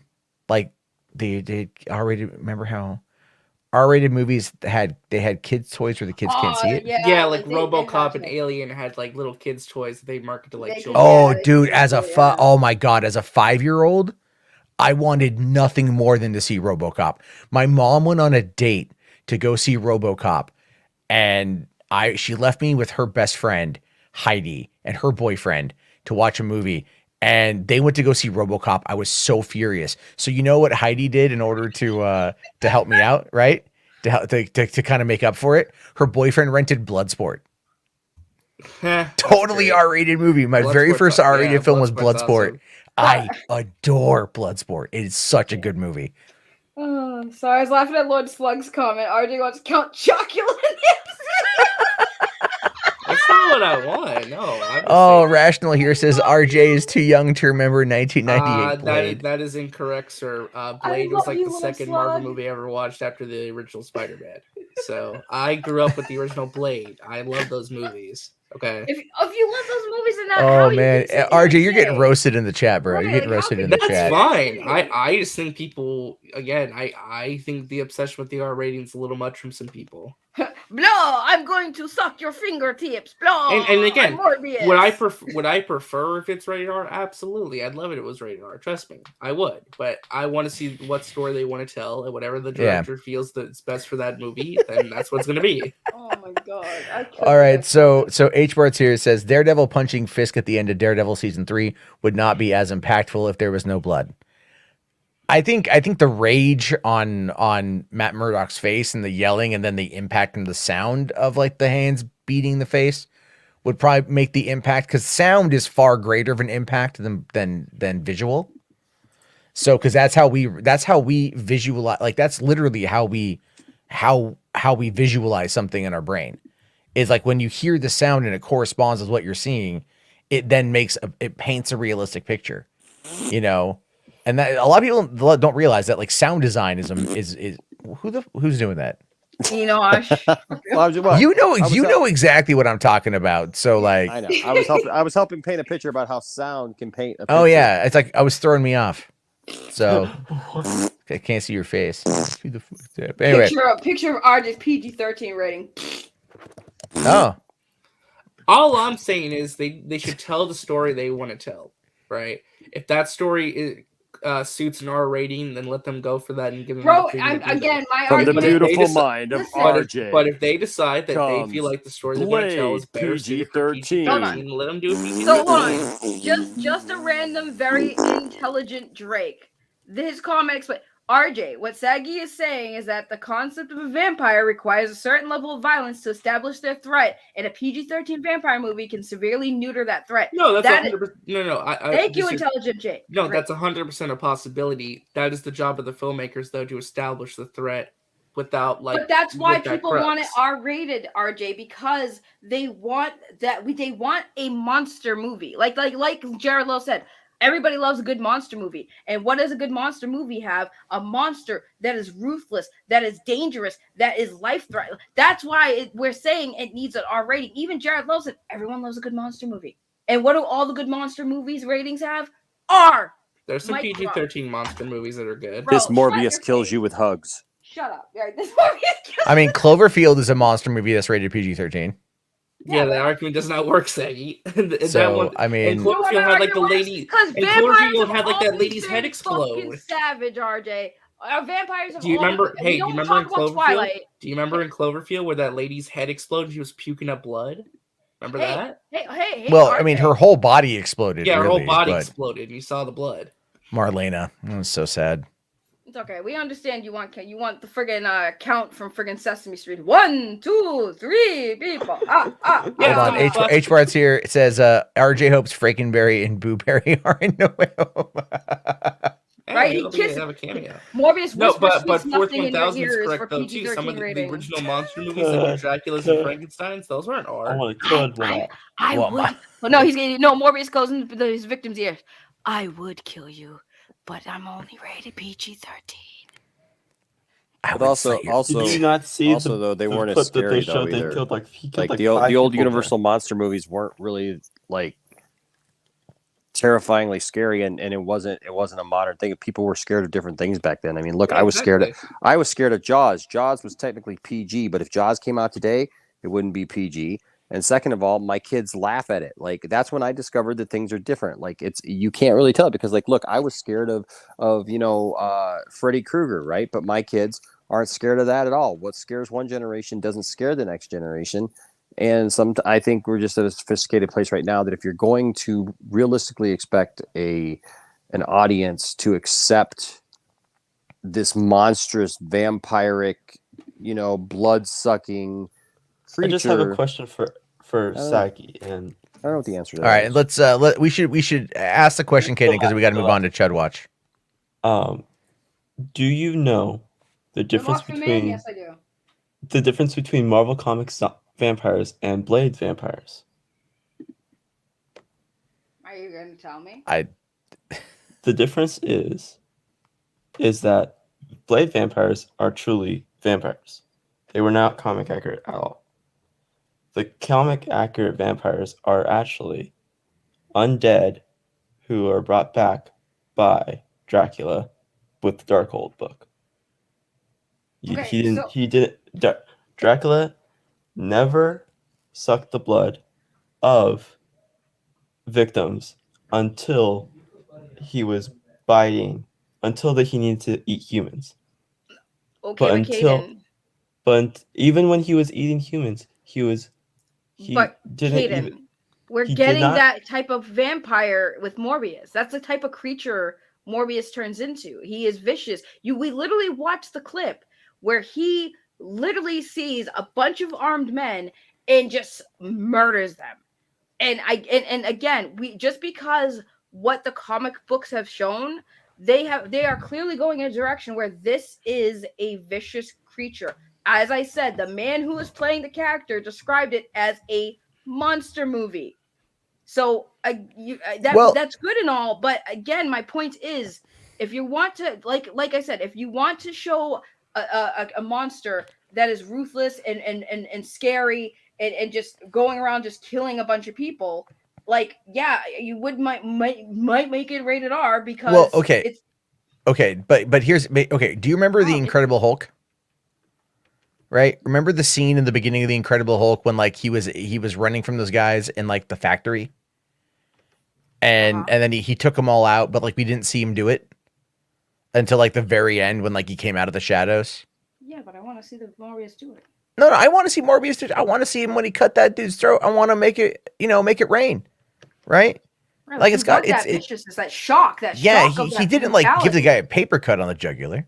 Right, I want to see that. I want to see that viciousness, that savagery that he because how he learns to control that. Because again, he's transforming into a monster, and he doesn't have full control. Obviously, that's been shown in the trailers we've seen. He's trying to control himself. So obviously, he's going to be a savage beast who's trying to gain control. And it would be nice to kind of see that type of story, in my opinion. But all right, okay. So look, we've jumped on RJ enough. That was on Kaden, by the way. And well, that by was the way. I saw the comment about Jaws. Jaws, first of all, was much more intellectual and much scarier than 47 meters down, and which 47 meters down didn't even show anything. Literally, it was all the scary thing about the sharks in the dark water. It was what you couldn't see, and it wasn't the storytelling feat that Jaws was. And I like Meg. Don't get me wrong, I like the Meg, but the Meg was more lighthearted comedy fare than Jaws was. Given for the time, if you remade Jaws into actually being what Jaws was, showing a man get bitten in half like that and blood spewing out of his mouth and everything like that, that movie would be that would be. You didn't see that at that level, the reason why it doesn't get changed is because the shark looks well. Also, it preys upon what you can't see. Yeah, that's the best thing about Jaws. The opening of that movie, and she's out there, it's dark, and she's swimming, and and you hear the dun. Yeah, 47 meters down tries to do the same thing because they don't show anything because everything's in the dark, but it doesn't do it as well, and it's not as scary. It's basically just it's teenagers in trouble. It's young beautiful people in trouble. It's not Jaws. Jaws. If you redid that the way that it actually was, but actually updated it to make it be real. When that little kid gets yeeted in Jaws, that scene is still frightening. Yeah. Because it's what you don't see in that scene, or how it's because you have to ask yourself, did I see what I just saw? It's so quickly cut that it just happens, and you're like, whoa, and then of course it cuts to that infamous shot of Brody and everything. I recently just got Jaws on 4K. that's such and a when classic. Quint gets bitten in half, I mean, like, That's what I'm talking about. When Quint gets bitten in half and blood is spurting everywhere, and and all that stuff. Like the reason why I think that like you wouldn't look at that as being R-rated, for whatever, is because look, it doesn't look real, right? But if you had something that was realistic looking by today's standards, do that exact same thing, there's no way that you could just get away with a PG-13. I don't think. I was gonna say I agree with you guys. Meg is great. Go follow Wonder Meg on Twitter. Oh, boo. Joke is bad. Boo. You should feel bad. The Oh my reason why God. I asked that question was because if you think about where the MCU is going, they introduced the Darkhold, and they're possibly introducing Dracula in the Midnight series or Blade. So yeah, and using Blade, the other movies, as an example of vampires is probably inaccurate, because of what. Well, they're gonna right now. Look, they know what they're doing across the board. They know what they're doing. Real quick though, because I do want to kind of move on past this, just because we've been on for a while and there's still a little bit more to get to. Let's start more. Yeah. H Parts here says, RJ, those 30 films were not R, but had a lot cut out. I can explain it if you ever want. So H Parts have I think he's talking about the Hammer films. And no, it's some of the 30s film like Dracula and Frankenstein. Oh, okay. I mean, remember, hey, let's talk about Blood. Psycho, the whole like shower scene, that was chocolate syrup. Syrup. Chocolate rain. But in the Gus Van Sant remake, it was cum. And then I'm kidding. Fourth 1,000 for $5 says 47 meters below in the Mega PG-13. Okay, we already basically covered that, but thank you, Fourth, appreciate it. And then H Parts here also says they filmed the kid's death but cut it for gore. Oh, for Jaws. Yeah, that makes sense. Thank you. Okay, we're also I think because a child's death in movies are very looked upon negatively. Like if you show a full-on child being killed. I don't know. I'm not gonna lie. I low key was like so happy when that little girl in Walking Dead got clapped. I was like, thank God. Well, that's just a horrible thing to say, Sadie. Bro, she was stupid. She got people killed and she killed her sister. I had no sympathy for her at that point. Oh, she was just dumb. And by the way, Look to at the answer the friggin' question, flowers, the question that Yvonne asked, Empire was PG. All three of the original, the original trilogy were PG. Chud, what? And even Phantom Menace was PG, wasn't it? Yeah, the first PG-13 13 Star Wars movies was Revenge of the Sith. I think they'll make an R-rated. Really? I thought Attack of the Clones was, but it was Revenge of the Sith. Well, when you kill all them younglings, it's gonna happen. Yeah. So Matt, I wanted to ask you really quick before we moved on, what do you think about hold on, start a conversation. No, I was just trying to ask real quick, just to go back to just for a second, the Sinister Six thing, right? I mean, you think it makes sense the way they're doing it if it's via the multiverse, I guess? Or, I don't know. Look, Sony wants it. They've wanted it for years. They're going to approach this the same way Warner Brothers would, which is how do we get there by not taking our time? However, they're making solo movies for every single villain. Well, no, they're not. I mean, they're not. Electro, no, those aren't getting their own solo movies. Hey, Rhino and Sandman was rumored though. Actually, it was okay. Not every rumor is real. I don't think anyone bought those rumors that did this, but the whole point is this. What Sony's doing is they're looking at what they have. They're looking at what they have access to, and they're looking at Marvel doing the multiverse, and they're like, okay, we can make this work. And they're going to use that as a way to establish what they wanted to do with the Amazing Spider-Man 2 in 2014. They're going to get around to it, and clearly they've got the cast for it. The cast is probably willing to do it. So they're just going to do it. And again, when it comes, I'm not the hugest fan of the multiverse, but as I have said, Marvel is at least earning it. And they're showing it, and they're establishing it, and they're taking their time with it. Sony wants to rush to the finish line. It could be good, it could be bad. And that's kind of what I want to get to. Because it does tie into this next bit here. So as we get into tonight's Chud Watch. Chud Watch. I think Dane is going to give me an actual like thing with that. Couple quick things I want to talk about before we get into the video clip, because you're going to love this, Enosh. We're talking about Cameron Pasha because he was on another person's stream. Yes, again, because now he's moving on to talking about Sony. And so it ties into the theme of tonight's stream. Well, because so don't you know he knows everything about everything you have to do. He knows everyone. Do you know Enosh? He knows Kevin Feige. He knows Amy Pascal. He knows Walter Amada. And he knows how they all think, and he knows exactly how they would do things, and like exactly why they do the things that they do. Because he's the remote viewing. The perfect guess, and he knows about things that we don't even know because he can see the future. Exactly. So he has Doomcock. He's got Doomcock energy. Cameron Pasha. So first things first, I wanted to just touch upon the Tom Connors from Midnight's Edge crying about how Miles Morales is not Spider-Man in Across the Spider-Verse. Oh my god. Yeah, he's like, oh, he's not Spider-Man. Yeah, and then that was followed up on here. Yeah, he's crying about it. So someone here said he is Spider-Man. He is Spider-Man, but it doesn't matter because Tom's a bitch. He says here, did you not watch the movie? Tom says, I hated the first one.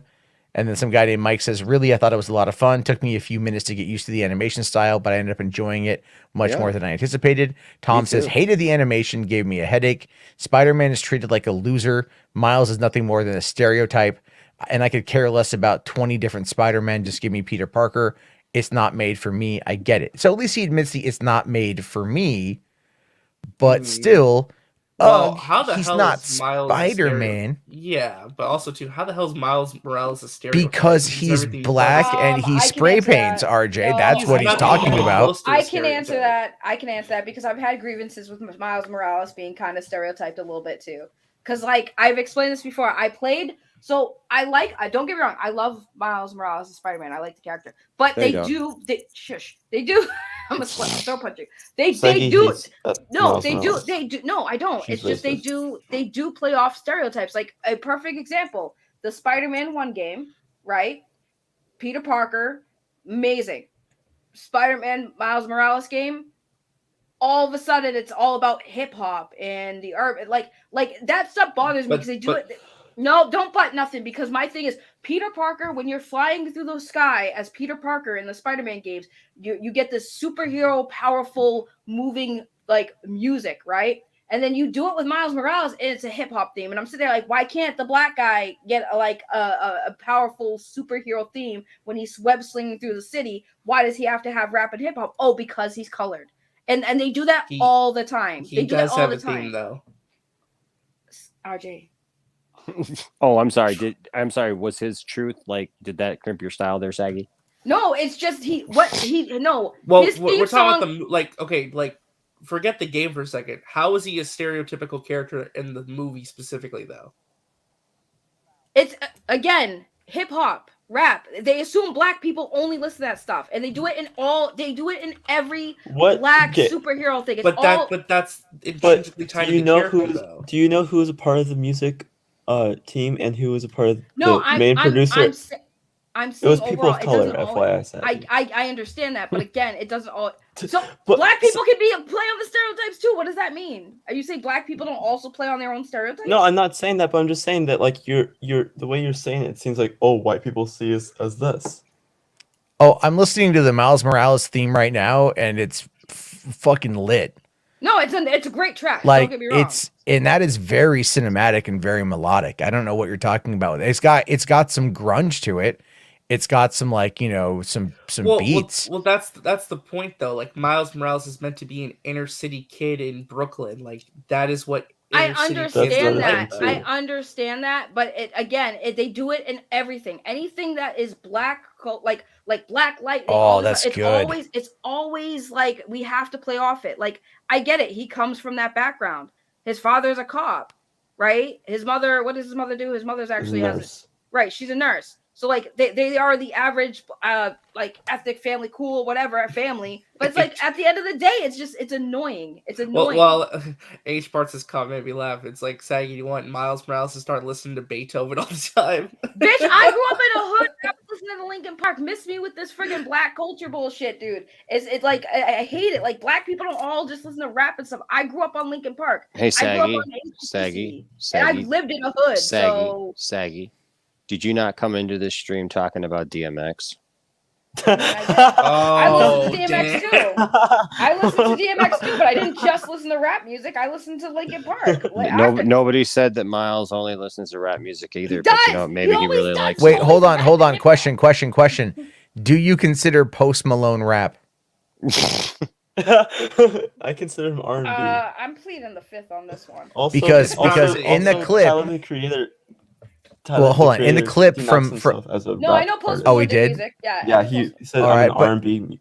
But Sunflower is definitely not a rap song. Don't get me It's wrong though. That track from Will Smith's son, "I'm Ready" for the video game. Jaden Smith. That song bangs. I like that song. That song bangs. But But I I'm mean, just like, saying, I understand. Like it Jeffrey Morgan. that song does bang. I'm Okay, ready, I'm ready, I'm ready. all right. So fourth year says preach Saggy. They always hip hop us. They do always hip hop us. It's like anytime you see anything like Black Lightning does it too. Like they're like I don't mind if Black they use Lightning, it. I bad. think people misunderstand. I don't mind that they use. Listen, H parts, dude. That's a bad take, bro. People misunderstand. Yeah, I don't rap. I'm sorry. I don't mind that they use rap music, right? I don't mind it. It's just the overuse of it, right? Everything has to be rap or hip hop related. Like the simple thing of web slinging. When Peter Parker did it, heroic theme song. When Miles Morales did it, hip hop. And I'm like, you can still have hip hop in the game. I don't mind that, but like once in a while, can we just have him be a superhero and get a superhero theme song like did he do for Peter Parker? I was gonna mention, even beyond that statement, like whatever, like I think Fandom Menace L's points it out too. Like he didn't like the fact that he said, "Oh, Peter Parker is a loser." Like you missed the entire character arc. Mhm. Like, well, she also did that the other day with Prince Adam and understanding the difference between Prince Adam and He-Man. So you know, what do I expect different? Excuse me, listen. I wasn't talking about Saggy. I was talking about Tom Connors, but Oh, I'm sorry. Oh, right. He's comforted by Jugular, and he's gonna be in for a rude awakening. I was talking about Saggy. You were talking. I mean, I knew it. I recognized it. That's true. He was. But anyway, so obviously we have a disagreement on this particular subject, which is fantastic.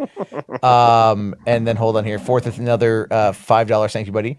Says white movie execs all want to sneakerella us. Oh my god! If you watched that trailer, I did not. I saw the name, I saw the cover art, and that was it. I was good. I watched the trailer for Sneakerella. It's probably the most offensive thing I've ever seen. It's the most racist movie ever that Disney has ever done. It's a gender swapped, race swapped version of Cinderella. It's about a guy in sneakers, right? Yeah, it's about a black kid in New York who like wants to be a sneaker designer. Gets him like I don't know. It's bad. It's really bad.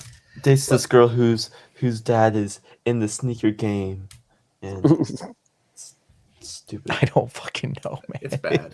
It's bad. It's some pretty terrible stuff. The Sneakerella looks bad. We all can agree on that front. And it's like it's a Disney Plus exclusive for 2022. Like, okay, if you guys want to make money, that's not how you do it. They should take it out black. They should take it out back and just old yeller that movie. To be honest. Wow. RJ against representation. Ooh. No, I'm against bad tokenized stereotypical representation. Hashtag cancel Disrespectful. No. I think it's like, look, the thing is though, sneaker culture is a real thing though. It really is. National Skeptic is like sneaker culture is sadly a thing. There's YouTube channels all about you sneakers. It's weird. I mean, like some of the people get shot over Yeezys. You know what I mean? So it's big YouTubers too. That sneaker community. There's a community. Yeah. Oh my god. Oh, so is that what they're gonna renovate Splash Mountain into? No, it's the Sneakerella. No, yes, Caden, I know. No, it's not. Although they've been dragging their feet over that redesign. I know because Skywalker Brian keeps sending me updates daily. I saw it looks like trash, by the way. It looks like trash, yeah. But they just closed it to take out the animatronics. Yeah, they haven't got around to the thing yet. I still don't think they should remodel it. I mean, I'm okay with Princess and the Frog, but animatronics taken out and then just putting in the frogs and stuff. That's all you need to do. Nah, but they're gonna get rid of Zippity Doo Dah as well. You know that. Oh yeah.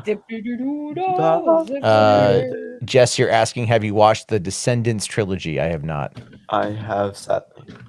So I have not seen that yet. I did watch the part of the Diary of the Wimpy Kid. Away from Pawnstone. Oh, how was that Diary of a Wimpy Kid movie? I'm just going to say this based upon what I saw yesterday. I prefer the 2010 live action movie. Really? That's Yeah, because they cut out a lot of stuff from. This is a 58-minute animated movie. Wait, it's only 58 minutes. It's only 58 And minutes. The kid wants to play Wolverine. Yeah, the kid. I mean, it's literally just it's less than an hour, and you're like, why? What? That's bizarre. Yeah, it should have been. They needed more time with it. It's not bad, but it's like I just really like the first movie. So it's basically a very much abridged series of events. Kind of, yeah. It's like Game of Thrones season 7. That's a cut. That's a deep cut for an old one. All right, so hey, why don't we get into this epic actual trash fire? So this is so we're not going to do the whole thing because it's really long. But I wanted to just like this. This is this guy, this Valiant Renegade guy. I don't know much about, but like just listening to this introduction made me like just really squint my eyes and go, what? At my phone as I was listening to this earlier, because this guy's a true believer like the other ones, but he hides behind the veneer of it being all about business. And just listen to the opening of this, and then we'll skip ahead to the Cameron Pasha Sony stuff, but it's pretty wild. Favreau and Dave Filoni to take over Star Wars movies. This according to notorious Disney insider WDW Pro over at thatparkplace.com. Information that real quick though, has he ever gotten anything right? Because his name pops up, but like I never hear it confirmed. He's been Doomcock's main source, like one of his main sources of portraying everything. So that answers that. No. Okay. Yeah. Okay. Obviously, yeah. You would know that title. Yeah. we have discussed on this channel I've looked at the numerous website, times. Sorry, hold on. at length. Oh, sorry. There we go. Sorry. No, go ahead. Go ahead. I've looked at the website too, with every like article that like Doomcock talks about and stuff, and like tried to keep an eye on it, and it's just. It's basically propaganda. It disguises itself as like being a legitimate news source, that talks about the parks and stuff like that and what's going on. But now every time I see something that pops up and then I see that it's that, I just go, oh, okay, yeah, never mind. Kind of like Inside the Magic. Yeah. .net exactly. Is very and, much that. Yeah. And just it's the same way that we look at what's the one. We got it. We got this. Yeah, covered. you got this covered, or Cosmic Book News. Like you just look at it and go, "Oh yeah, okay, never mind." Yeah, it's not worth it, right? It's not worth it. And if it is real, it'll come up on some other legitimate site. So, Josh, who says Grace is reporting it too. Well, oh yeah, I do remember that. She did report. Well, she stole that report from someone else apparently. Well, there was a report that I mean, I've heard this rumor too. Coming in, but this wasn't from WDW Pro. Is not the one who put it out there. No, this rumor has been around for like a year almost. Well, I mean, just the other day it popped up, but I forget where it originated. But it wasn't through him. But again, that's the whole point, though. Is like none of these guys will ever actually take to like they'll never follow it through to where it comes from. So it's like the other day I was sent a Yahoo article that was saying, "Oh, the rumored cast of Fantastic Four." Has been leaked, and I'm like, oh, okay, and where's this coming from? And literally it says from a post on 4chan. Exactly. But then the problem with that is, though, I know it's funny to laugh at, but the problem with that is that literally like the whole plot for 2020's Scooby-Doo, the Scoob animated movie, was on 4chan a year before the movie came out, and it was all there. Sure. So you never fully know exactly what is going to be real, what's going to be fake. It's one of those things. But after the whole Doomcock Ketwalski thing, you just gotta go, nah, it's not. I'm not gonna take any of this as being real. Yeah, I'd rather think it's not real and not report on it than to report on it and take it real, because most of the stuff is not going to be real. So. Okay. Yeah. Okay. Let's keep moving on here. Where's that at? All right. Over the past several months, discussed on other channels like the Pop Culture Breakdown over on Overlord DVD Doomcock's channel, on Midnight's Edge. Well, we've got some new stuff coming today, and of course, why is he a source? Like, yeah, like why do people use Overlord DVD? Like, first of all, I love the fact that they call him Overlord DVD because nobody wants to actually use his name. But like, why is Doomcock a freaking source?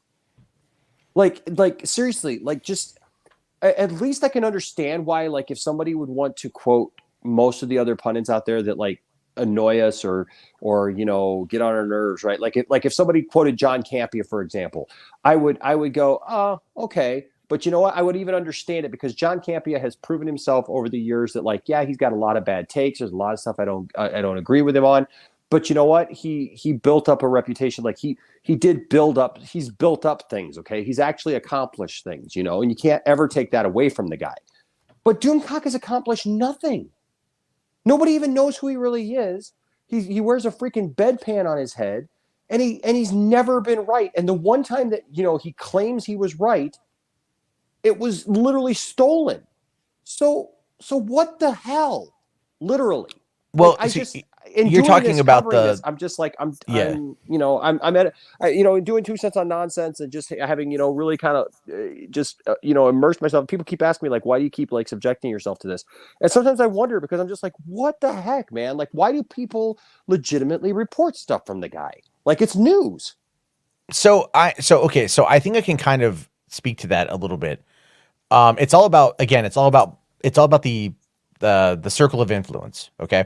Mm-hmm. So in this case now, Cameron Pasha is that guy because Doomcock he can't use 4chan anymore because he was baited. So he knows he can't trust 4chan. So he's got to clearly, come up with the scoop game from someplace else. So here comes Cameron, and Cameron has credibility, and I'm air quoting that. So he's got credibility from having access, having worked in the industry, having worked for different companies, and he tells them all what they want to hear. And then every time a story comes up, he finds a way to spin it in this narrative that only a really terrible author would come up with, And again, this is what he does. He's a writer. He sells books. He's selling screenwriting courses through his Patreon and everything else. But the bigger thing here, though, is that like, look, they prop Cameron up. Cameron uses that popularity to push his Patreon. That's where he gets money. So I don't think he's working anywhere else right now. And then Midnight's Edge gets to use him as a verified source. And if you looked at their newest video about Kathleen Kennedy, we watched it here the other night. They bring on Cameron. They showcase Cameron as if they say he's a journalist. So they because he did work for a couple outlets. So they bring him in and they prop him up as a journalist. And then when they go into their speculation area, at this point, they then bring up another thing Cameron Pasha said without crediting Cameron himself. So they use him as a source for journalistic integrity, but then they use him again as the source for the rumor without crediting him. And so it comes across like they've got this, they've got the backing of someone like Cameron, who is that credible person, and they're able to prop him up using their subscriber count. They get views, they get money, he gets to sell his Patreon. So it's all this circle of influence. And then the other part of that, though, is you get people like Bounding Into Comics and Cosmic Book News and things like that, who keep in mind, metro.co.uk would report on every single one of Mike Zero scoops for a while. And so they would, leading up to the Rise of Skywalker, I would always see those articles pop up from them. And that's exactly what those other sites are doing for Doomcock. But because every one of his audience believes that the Reddit leaks for the Rise of Skywalker were from him, which they weren't, then they run into that. But at the same time, Doomcock also does a lot of confirmation bias. And he tells them Disney is watching, they're listening. And these people want to be heard. So they believe him. Yeah. And he's confident about it too. And he's also cartoonish enough to where he comes across as non-threatening. Yeah. That's the biggest thing with it, right? Like that's the whole point. Like the Doomcock needs to be unmasked 100%. And I stand by that. I 100% stand by that. I'm not saying dox the guy. When I say unmasked, I just mean like really look at his tactics and everything else. So let's see here. Benson here for 2 pounds, buddy. Thank you. Says here, as stupid as saying James Gunn is number 2 at Marvel. That's a Zod Rider argument there. But I'll tell you the reason why I don't mind talking about this as much, Enosh, and the reason why has everything to do with the fact that enough is enough. Me too. Enough I don't is mind enough. talking about it. Yeah, that's exactly what everybody who asked me the same thing.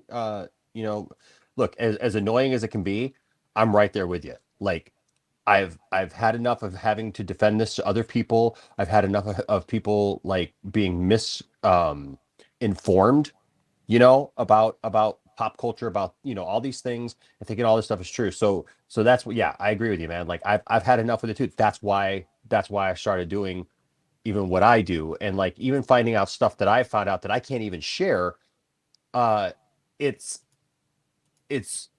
if people think at this point, if people think that like I do 2 cents on nonsense, you know, me and Johnny, or you, like with what you do or what others do, because we don't agree with these people on Star Wars, they're missing the point heavily. Yeah. Heavily. So, yeah. No, that's kind of, and that's where I'm at with it too. Is like, I look at this and I go, look, these people are perpetrators, and they're basically carpetbaggers is the best way to describe them.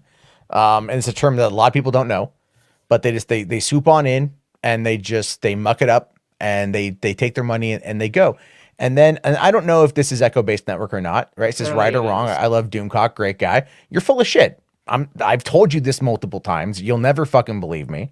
But then again, you run with the crowd that's pro January 6th. And I don't, again, give a shit what you have to say about that. Get as mad at me as you want.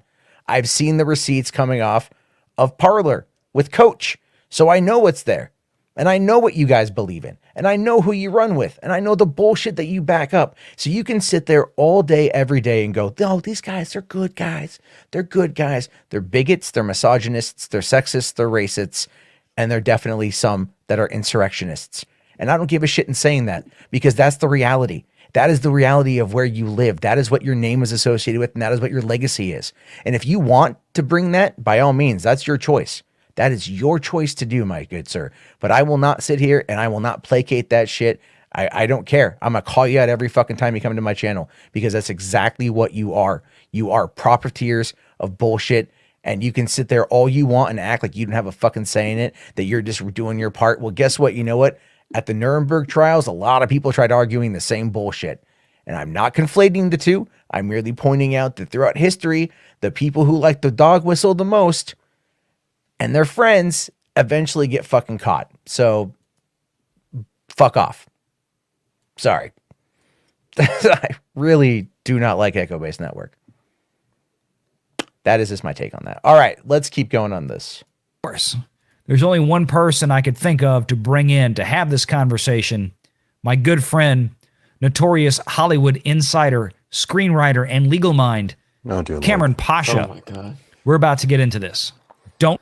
So to be fair, guy Cameron, I met 2 weeks ago. Yeah, he's like notorious Hollywood insider, but they make him notorious. Yeah. That's the whole point. It's like, again, it's inside baseball, right? It's all the game. And this guy here, he's backing it up as well. This guy's got the same. It's the same as if you or I, Matt, introduced a new character, and I say character because that is exactly what Cameron is, to our shows. Like, and we propped up somebody as being some, like, you know, if you and I got together and like we're like, hey, you know, let's create this insider, Matt, that we can have on our shows, and we'll have him appear on your show and my show, and maybe every once in a while he'll appear on RJ's show or Saggy's thing, and then but we'll sponsor this, right? And we'll keep this thing going, and we'll just create this guy who's like all knowing, and we can just fall back on and act like he's, you know, this big deal. That's exactly what they've done with Cameron. Nobody gives a crap about Cameron Pasha. Nobody ever did. Nobody knew who this guy was, cared who this guy was. I'm, you know what? I'm embarrassed that he's associated with Tron, because I love Tron. But like the one thing he is associated with is something that I love. But screw that. Like, they've propped this guy up to be something that he's absolutely not. Well, he's also their fall guy, by the way. He's absolutely their fall guy. So I mean by when it all comes crashing down, it's just like, well, Cameron gave us info. He's no longer useful. Let's get rid of him, you know, and everyone who's propped him up, Echo Based Network, is going to sit there and just turn around and turn their back to him, because now this is what comes down from on high. And as we all know, the fandom menace, they listen to people who are up above because there's a pecking order, and they don't want to piss off They don't want to piss off their betters is really what it Exactly. boils down Well, to. And hey, Matt, we both have the clip, right? I played the clip tonight of you and RJ listening to it, and I love the ending when you drop your little line on there. But the thing is what was the first thing that happened with Doomcock when Doomcock wasn't propping up geeks and gamers and being something that was useful to them? They all turned on Doomcock. And Jeremy did the whole thing through. Like, Doomcock can go on all he wants to right now saying, oh, yeah, it's Kathleen Kennedy is going to be renewed, just like I said she was going to. Oh, but negate the fact that, like, for literally the last how many years you've said that she's been fired 49 times and you got Jeremy to back up that exaggerated number? Give me a break. Give me a break. I mean, again, Nobody's this listening is to that. Like, seriously, come on. This is the best quote of 2021 right here. If you believe Doomcock's rumors, that's great. I don't. There you go. There you go. But he's a good guy. You know, he's out there telling the truth, fighting the good fight. Sure. Let's listen to more of this bullshit. Don't miss it. Stick around. Here we go. Hey, December 1st, if any new information has broken, get ready to get that like-ation about Star. Because, of course, on this channel, our mantra is that we put Hollywood through the business and financial lens. That is what we do here. That is what we always try to do here, at least. Of course, there is always a little bit of pop culture commentary mixed in here and there, but we really want to get to the business nitty-gritty. So let's talk about this before Cameron comes on. Let me set this up. We're going to get to Cameron in just a few minutes. Over the last several months, since I've been on YouTube, about 10 months now, but particularly the last few months, of course, the rumor mills have swirled one way and the other. Would Kathy stay? Would Kathy go?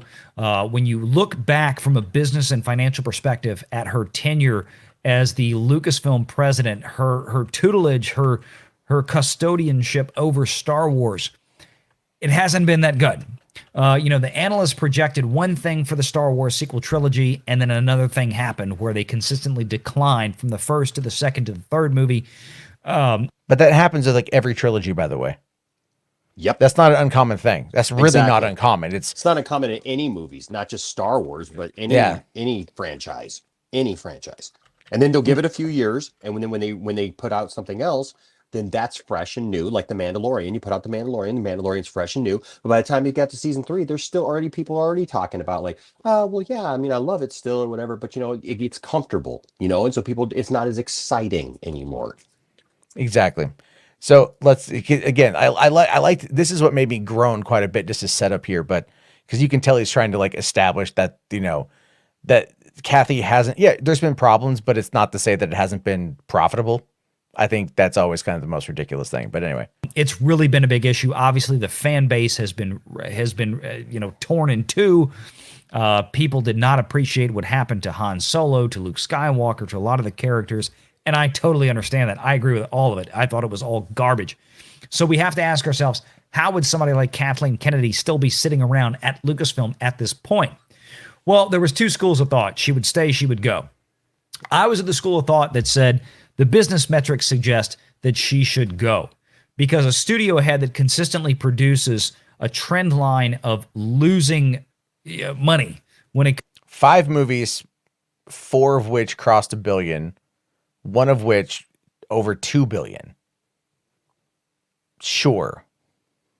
Yeah, she didn't make any money for Lucasfilm or Disney, right? They not like underneath her tenure, they didn't put $1 billion into two theme worlds, right? At their at each park. And The Mandalorian is still not having merch fly off of store shelves, even though there hasn't been a new series in a year. And the character so far with Baby Yoda, with Grogu. Oh yeah, man. Like that's all the merch I see for Star Wars these days is Baby Yoda merch. Oh, it's annoying. Yeah. It's but the thing is but then again, try go find a black figure Star Wars character in Toy Stores. You can't. I went looking the other day. I legitimately went looking and I couldn't find any. That's why at my sister's wedding, they found they bought a Mandalorian black figure for one of the tables, and the table I was at, it was the centerpiece, and I ganked it. I mean, I told my brother-in-law, I said, I'm going to steal this, and he's like, all right. I'm like, cool, and it came home with me, because What do it's you mean, black awesome. figures? It's not the Black- sorry, it's not the Black series. like It's black- I think it was like their Black series, Yeah. like the standard ones. Because honestly, it depends on where you go. If you go to Target stores, a lot of Target stores, they they go through cycles, right? It's like any toy thing, dude. Shang-Chi figures were already on clearance at at Like at Walmart, I think, right? Or Target or something. Targets. They went on clearance right before the movie came out because the movie was delayed. And, there was all these different changes and stuff like that. So Yeah, like the toys people came don't out realize really that- early too. So people don't realize that toys go in cycles, and you have to clear out for new merchandise, and that's just the way it is. But when it comes to like Black Series toys, the thing is that they're not being they're being produced in strange numbers. The way that they're put in stores is different. Most of the Black Series stuff, I mean, Black Series toys are for collectors pretty much. Are they as expensive as your more like detail figures? No, but they're a way for collectors, and they've gotten better and better and better, especially with their new face scanning technology. They've gotten better and better and better, and so they're the most sought after from your basic collectors. And most kids aren't playing with $20 figures. You know what I mean? Yeah. Like, Yeah. $20 well, figures. look at the like collector that's market, right? A lot of the people buying toys right now. Of course, there's children too, but there's also this large collector market. I mean, look at like stuff like the Black and the thing Series is, and all that. okay, and so here's the thing. Like today, even I have to pretty much 3 to 4 times a week as a toy collector. I have to go on Target's websites. I have to go on all these other toy websites and like websites that tell me like what inventory is in actual stores. This is how savvy we've had to get as toy collectors to actually know. We know better as toy collectors what the inventory is at Targets and Walmarts and other stores than the people who actually work there. We're telling them what's in their back rooms that they don't even know yet because it doesn't even get put out that morning. You guys know I collect Star Wars, G.I. Yeah. Joe, Masters of the Universe. You know how many times I've showed up when Target was first putting out. Target got a lot of specialized stuff for the G.I. Joe classified line, which is the 6-inch G.I. Joe line, and they got a lot of exclusives that were just to there. I have had to literally get up at 6 in the morning to check a website because the truck gets in at 6 a.m. and they check everything in, and then the store opens at 8, and I have arrived at 8 a.m. with about 5 to 10 other full-grown 30 to 40-year-old men in line, hoping that we get back to an associate in time that they can get in the back room and sometimes pull it off the truck because it's not even off the truck yet to pull it out. So it never even sees the floor. Okay, that toy was there. It was there at 6 a.m. It was there at 8 a.m., but literally sold out. And then some of them were being put out in such like the Baroness action figure that came with a motorcycle. Literally, instead of getting like 10 of those, right, to be able to put out on your store floor, they got 2. I showed up at 8 a.m. I got 1, and there was a guy there with me. He got the other one, and he was hoping to get the other one so he could buy one and sell one, because a lot of these guys, they go on there and they want to buy extras because they never see the store floor. They all get bought by scalpers and by people who are trying to feed their own pastime by figuring, hey, I can buy 3 or 4 of these, make a little bit of extra money so that my wife won't be pissed off that I'm spending our nest egg on toys.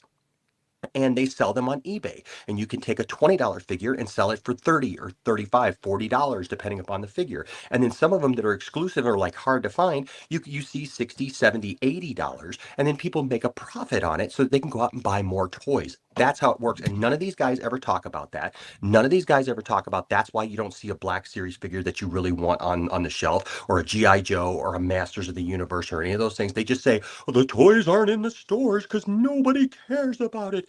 And the problem is too, is the ones that you do see are they're always, yeah, they're always going to be like the what's her name from The Last Jedi, the Rose Ticos. Yeah, and you know why there's like a million of those is because it's a lesser known character, first of all. right? The people like me who bought it when it first came out and I got my one that I wanted. I didn't want multiples of it, right? So I got my one. Yeah, you're and the not thing is, your boy Zach, right? Or Ethan Van Sciver. Whichever one bought a No. bunch of them and then dismantled them on camera. Yeah, because yeah, you know no. And see, that's that's normal. the thing, right? So, but then you go to Target and you see, well, like, oh my God, they got 20 of these figures, right? Well, you know why that is? Because that's through about 5 or 6 ordering cycles where the company Hasbro just sends out more of the same packs, right? They're packed so many per box, right? So they know that character gets like, however many per box. And so the thing is the main characters sell out. The main characters sell out right away because those are the ones, the Luke Skywalkers and just like when we were kids, the Luke Skywalkers and the Han Solos, those were the most important that everybody wanted. The side figures, even back then, they call them peg warmers because they just warm the pegs. They just hang there because once the people have them who already want them, you're not going to sell a ton of them to new kids even wanting them or new people wanting them because you've already gone through that cycle. So yeah, Yeah. that's why they end up getting discounted and sold for $2 because people then buy those things. And a lot of times what they'll do is they'll do customs with those figures or do something because they're waiting till they go cheap so that they can get multiples of them and then do other things with them, but you don't hear about any of that stuff from these type of people who don't understand toys and don't understand why things are the way that they are. You just hear either one, there's no toys because nobody cares about Star Wars, or two, there's a lot of this toy because nobody's buying it. Ha ha ha ha ha. And that's just not the truth. It's not legitimate. Yeah. So well, no, I get that entirely, and that's always a good thing to say because people like this guy right here, he's just repeating talking points. Like that's all he's doing is repeating talking points, and he's not expanding on it, at least in this particular intro. But let's keep going. It comes to merchandising, when it comes to movies, when it comes to, fill in the blank, nothing was going in the right direction for Kathy. Of course, she's been around in Hollywood for decades, and it's kind of hard to get rid of somebody like that. But what I also said, as people were calling for her to be frog marched out and publicly humiliated for what she did to Star Wars, I said, look, folks, that's never going to happen. That's not how it works at this level, especially with somebody like Kathleen Kennedy, her husband, Frank Marshall. These are Hollywood animals that have been around for many decades. It's just not going to happen. She's going to get a golden parachute package, a nice big fat paycheck to walk away quietly. We just didn't know what it would look like. So by getting renewed for 3 years, I mean, that's a hell of a go away quietly situation, right? Like that again, just listening to that last minute, nothing he said was right. Not a single sentence was correct. I'm shocked. I know. I'm horribly shocked here. You can hear it in my voice. It's just I'm torn to shreds. Valiant renegade here, not knowing what the fuck he's talking about while touting it. This channel deals with the business side of Hollywood, while completely not understanding a damn thing. Of course, we had me and a lot of others saying that Kathleen Kennedy, the business metrics would suggest that she would go. And there was a few others in the last couple of months suggesting, you know what, she's probably going to be sticking around. I don't think she's going anywhere. Well, I think both sides of the equation were right and wrong differently. So she's staying at this point as far as we know. I was wrong about that. Hold on. But yeah. You heard that right. So we said that she was gonna go, but then we said she was gonna stay. And then both sides are both right and wrong. What they're okay, so what they're alluding to, but like seriously. Well, what they're alluding to is the people who said that she was going to go are wrong because she's going to stay. And the people who said that she was going to stay are wrong because she's going to be sent off to that corner office without any actual power. Again, the head of the company, the president of the company that oversees ILM and Skywalker Sound and the new Lucasfilm games and the story group and the movies and the shows and everything else. No power, none whatsoever. Off in a corner she goes, never to be heard from again. In no world is that even remotely a thing.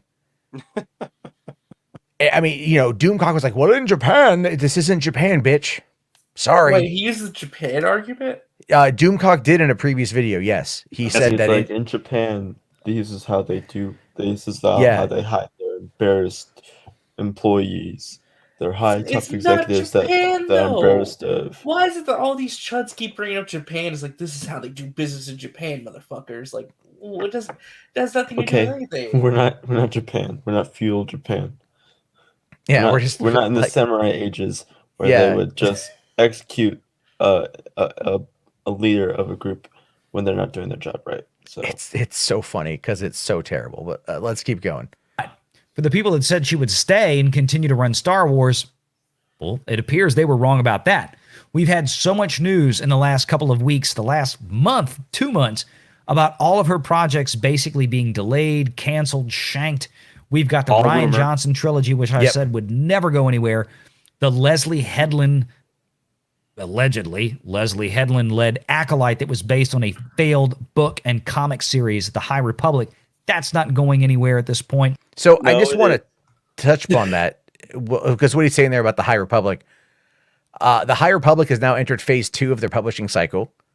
Many of the books on that were released for the written, like the novels, were in number 1 of the bestseller lists, and many of the individual comics have already seen multiple reprintings. So to argue that it's is it as culturally relevant, like let's say on the grand scheme of things? No, but it's also a new property, and 2, it's speaking to Star Wars fans who want that kind of content, and it's working out well because they're buying it, just like the toys, right? Enosh, like you're not seeing it, that doesn't mean it's not selling. Exactly. Also, Acolytes is during production like in February.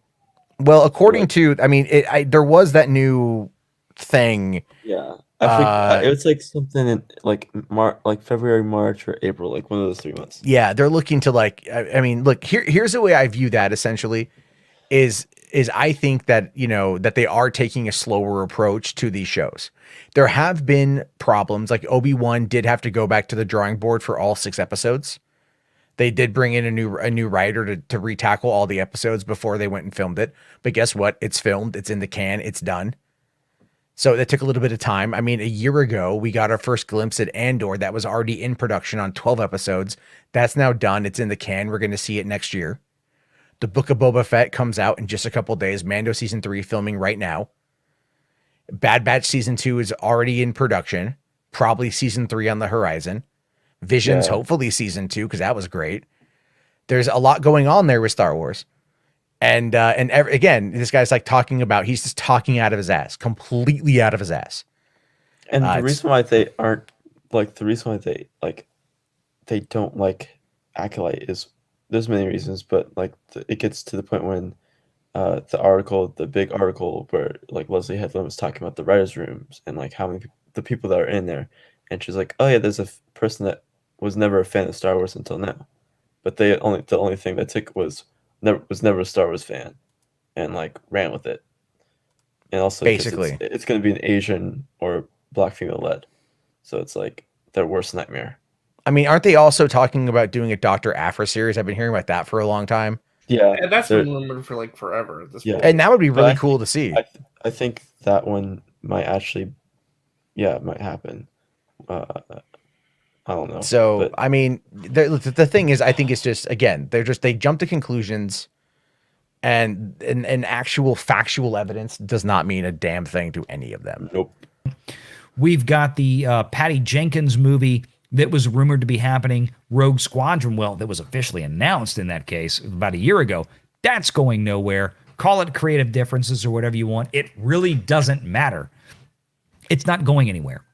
So if you're telling me a Hollywood studio head can't seem to get a single picture put into production in the last 5 years since The Rise of Palpatine began production, well, that tells me you're a failed studio head. So why then is she still there? What is he talking about? Because it was like mid 2018 when they started filming The Rise of Skywalker.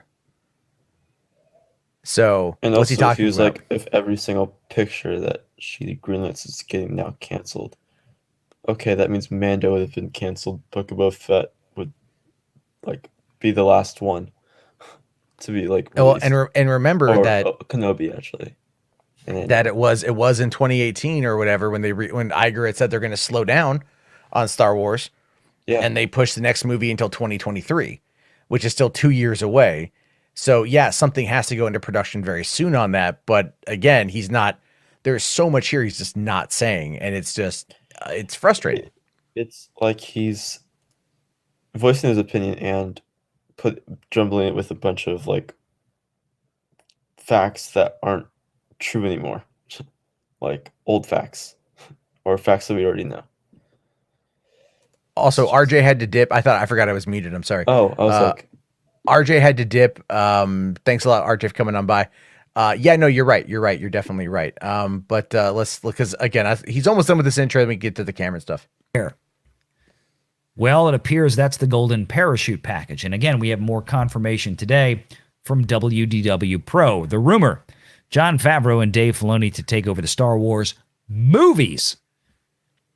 Not just the Mandoverse, not the stuff that's actually been selling merchandise since Disney scrapped all the sequel trilogy merch a couple of years ago now and replaced it with original trilogy and Mandoverse stuff. No. John and Dave are now taking over the movies. The movies. So all the talk about Taika Waititi, all the talk about Kevin Feige and Michael Waldron, all this stuff, you can pretty much put that out into the ether along with Rogue Squadron, the Acolyte, and the Rian Johnson trilogy. We have no idea at this point what's happening, but one thing that we do know is that Kathleen Kennedy does not seem to have any control over Star Wars anymore. There seems to be absolutely zero evidence to support that she does. Getting her name as an executive producer on these films and these TV shows is merely a matter of right based on the Producers Guild as a head of a studio. It doesn't mean anything. It's about the same thing as saying Steven Spielberg and George Lucas will be producers on the Indiana Jones 5 movie. They are such because Disney needs their names on there, and they're going to pay them to put their names on there, and the fact that Indiana Jones was their guy. But it doesn't mean they have much involvement in the film. I like that's such a the whole Taika Waititi and the Kevin, like that's what the news is always talking about, is like that those two are the ones that are moving forward, and Taika Waititi, like after Thor 4 Raft, he was like, I'm now starting working on my Star Wars script. Like that was like, yeah, no, he's working on it. They're all working on it. And again, most likely the Feige film is going to what goes into production for this year. Yeah. You know, I mean, most likely. I saw that. So we get an idea of just how disingenuous this idiot is. Yep. Because it's absolutely like that. I got to go back and okay. So Rational here had said, thank you, buddy, for the super chat. Skip to 2439. That is where we get into this thing. So apparently Cameron here is going to talk about Sony and what Sony is up to for how to thwart Marvel, I guess, or thwart Feige. And then also how Chapek is going to, somehow play into this. I don't fucking know anymore. I mean, that smile on his face already. Did he have Joker's laughing gas? I oh my God. Anyway, let's, I'm pretty sure Enosh wants to like tear his own hair out, but let's keep going. Hell, it was the 8th movie in the Conjuring series, turning out as much or pretty much as much as its predecessor did pre-pandemic. That argument to me is well, but the other thing you've revealed here is that there is, for those of us that love movies, the existence of a streaming service in the corporation creates a problem for the quality of the movie. Where Sony is now going to, this is a feedback loop for Sony. They're going to get the best theatrical situation. They're going to get the best theatrical income. And they're going to put that into making better movies, and it's going to get a bigger and bigger circle because they don't have to service a streaming outlet. They have a pure film agenda, and what is that going to mean? I haven't even thought about it, but just came to me as you were talking. Does that mean in the future are some of these companies going to attempt to create a new situation or some kind of a Chinese wall between their streaming service and the feature things? Are streaming only going to have their leftovers after a longer period? It may change the dynamics of things when people keep seeing Sony making better and better movies quality-wise and economic-wise because they're not saddled with servicing this.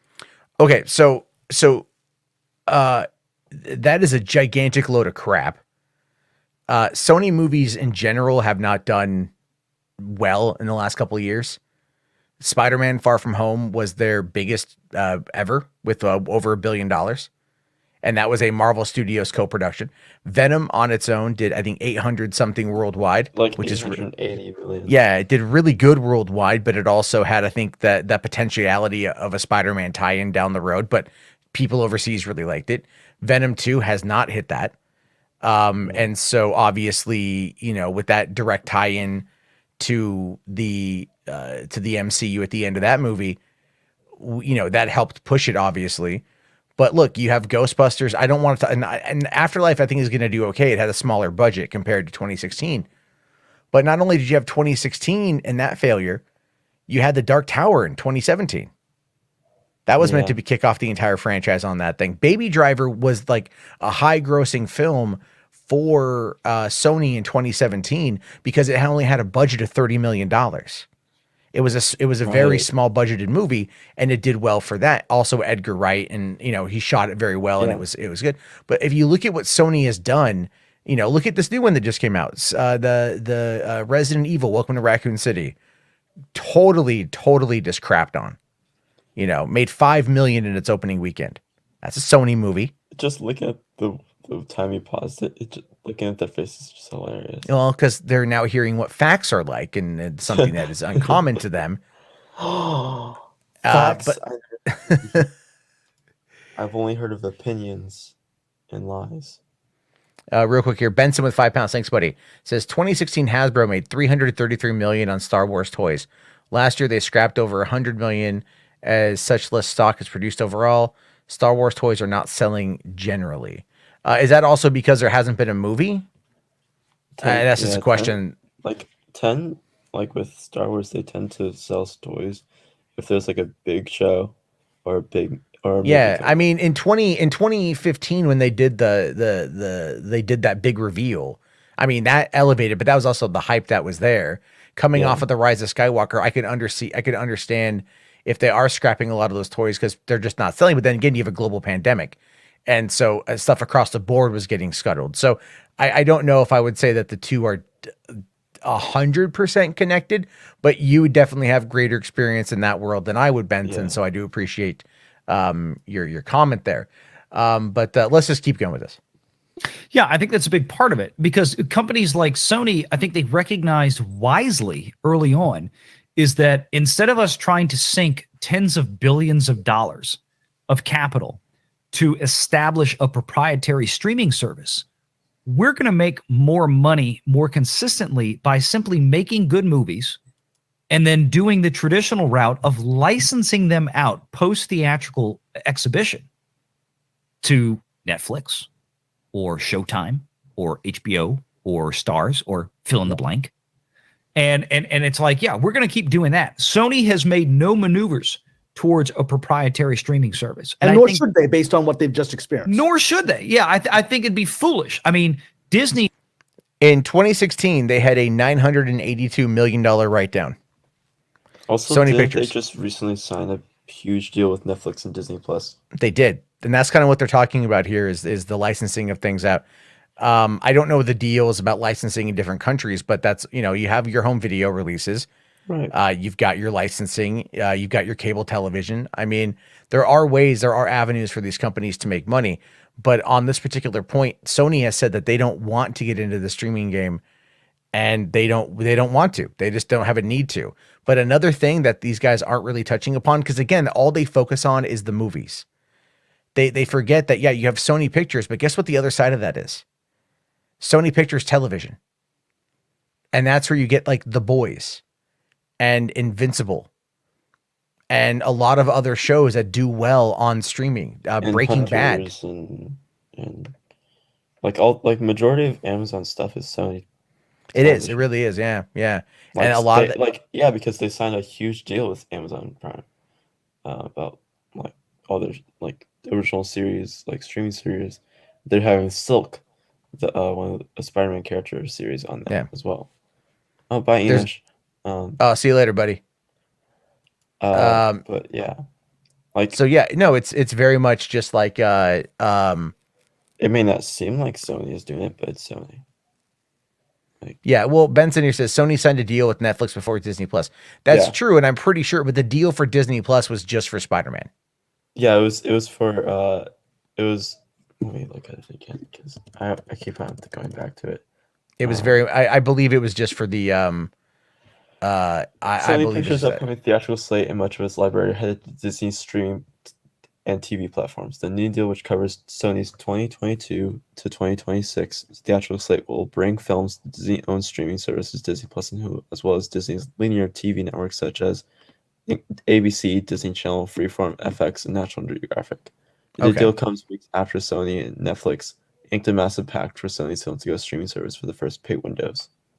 So yeah, after like the first 18 months of the movie going, like you have the 45-day window, and then then you have another 45-day window, then it goes to Netflix, and they'll be there for a year and a half, or unless the other 90 days are part of that.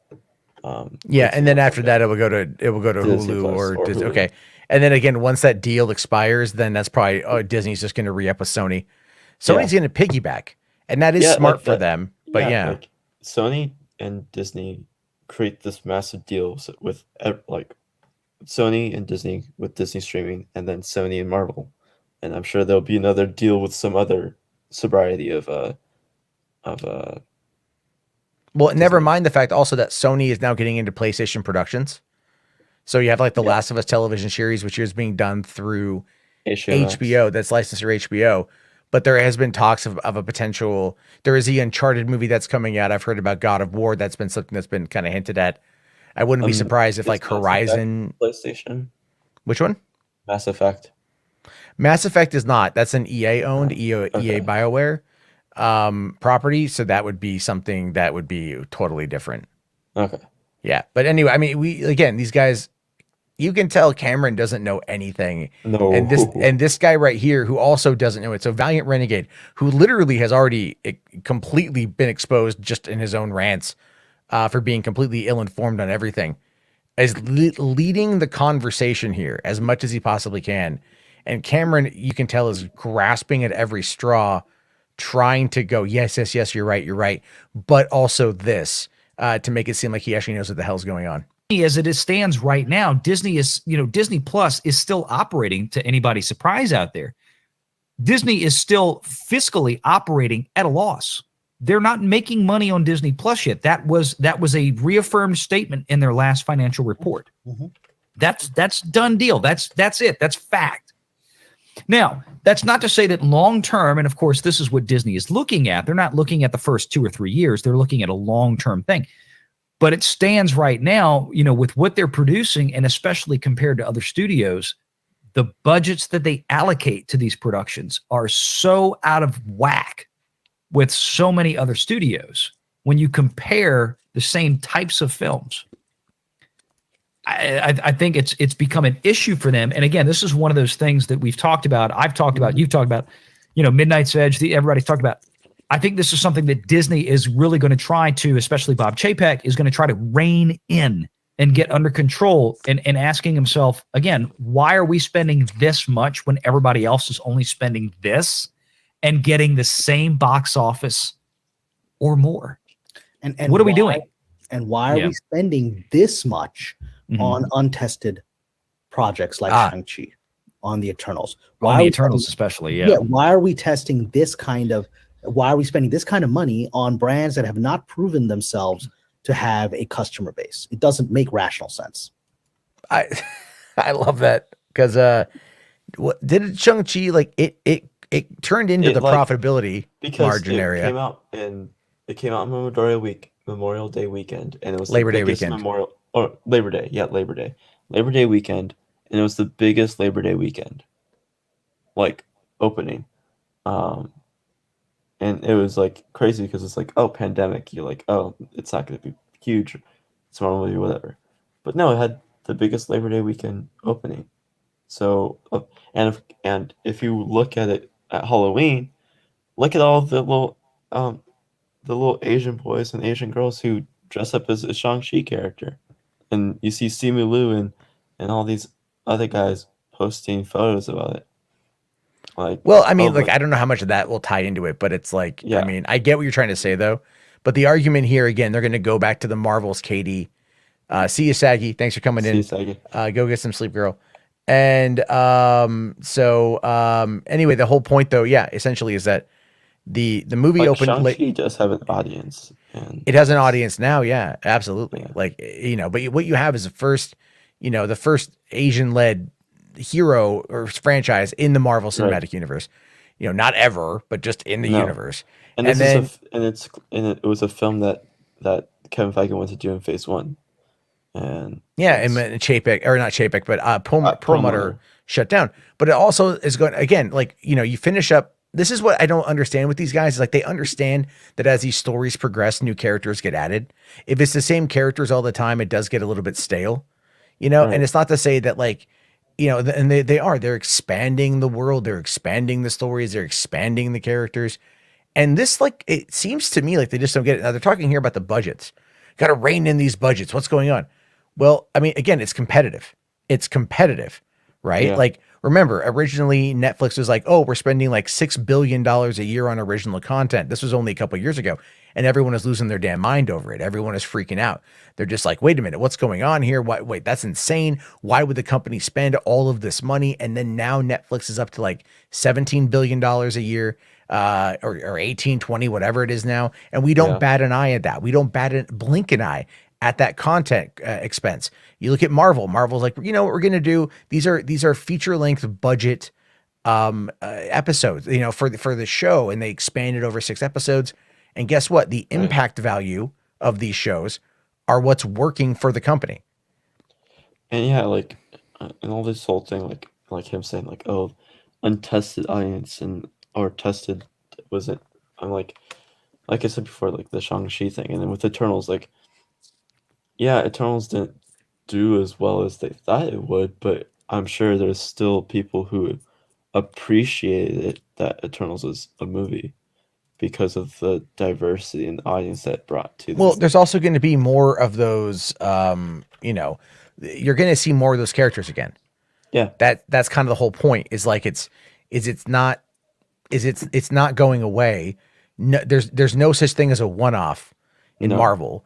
Now, granted, the movie at this point, this would be Eternals, has only grossed 371 million worldwide, and that's not great considering everything. But you know, it did have a $71 million opening weekend here in the States. And the thing is that the movie is also 2 hours and 36 minutes, and it was kind of lackluster. But I think it's one of those ones that, you know, I haven't seen it yet, but I've heard a lot of people really like it who have seen it. And I think it's going to be a word of mouth movie as time goes on. So, yeah, you know, like it's gonna be a movie that earns its audience.